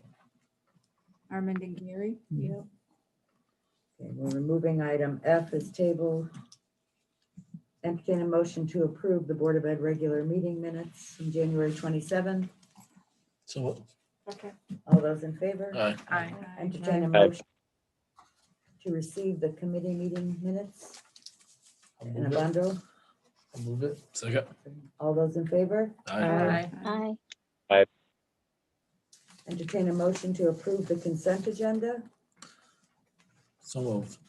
I'll second it. All those in favor? Aye. Entertain a Aye. motion to approve the two fundraisers in a bundle. So moved. Nikki, so moved. Second. Second, all those in favor? Nikki moved, Gary second. Yeah. Aye. Aye. Yes. Aye. Thank you. Ed, are you in favor? Yep. Agenda. It's the last Last one. page. Comments to the good of the order. Last page. Kathy. It's really I short. was looking Yeah, at it. I know. And when you go to the Come on, pages, it Kath. doesn't even look like it's anything. Good night. Hi, Nikki, comments to the good of the order? No, just thanks for all the hard work putting the budget together. It's gonna be a, Yeah. it's gonna be that a was- road ahead, but appreciate the work that went into it. Thank you. Sue, Echo to what Nikki said, the budget work was incredible. Everything, everybody's doing an amazing job. Thank you very much. I don't have anything. Gary, Same. Ellen, Same. John, No. Armin, Keep up the good work. does anybody else have anything for the good of the order? Corey. Just Anybody thanks to all else? the administrators, central office, Ally, IT team, everyone. Awesome. Thank you so much. Ed, sorry, Teachers. do you have something for good of the order? Thank you. All right, items for upcoming agenda, budget. Future meetings, motion to adjourn. So moved. So moved. Second. All those in favor? Aye. Aye.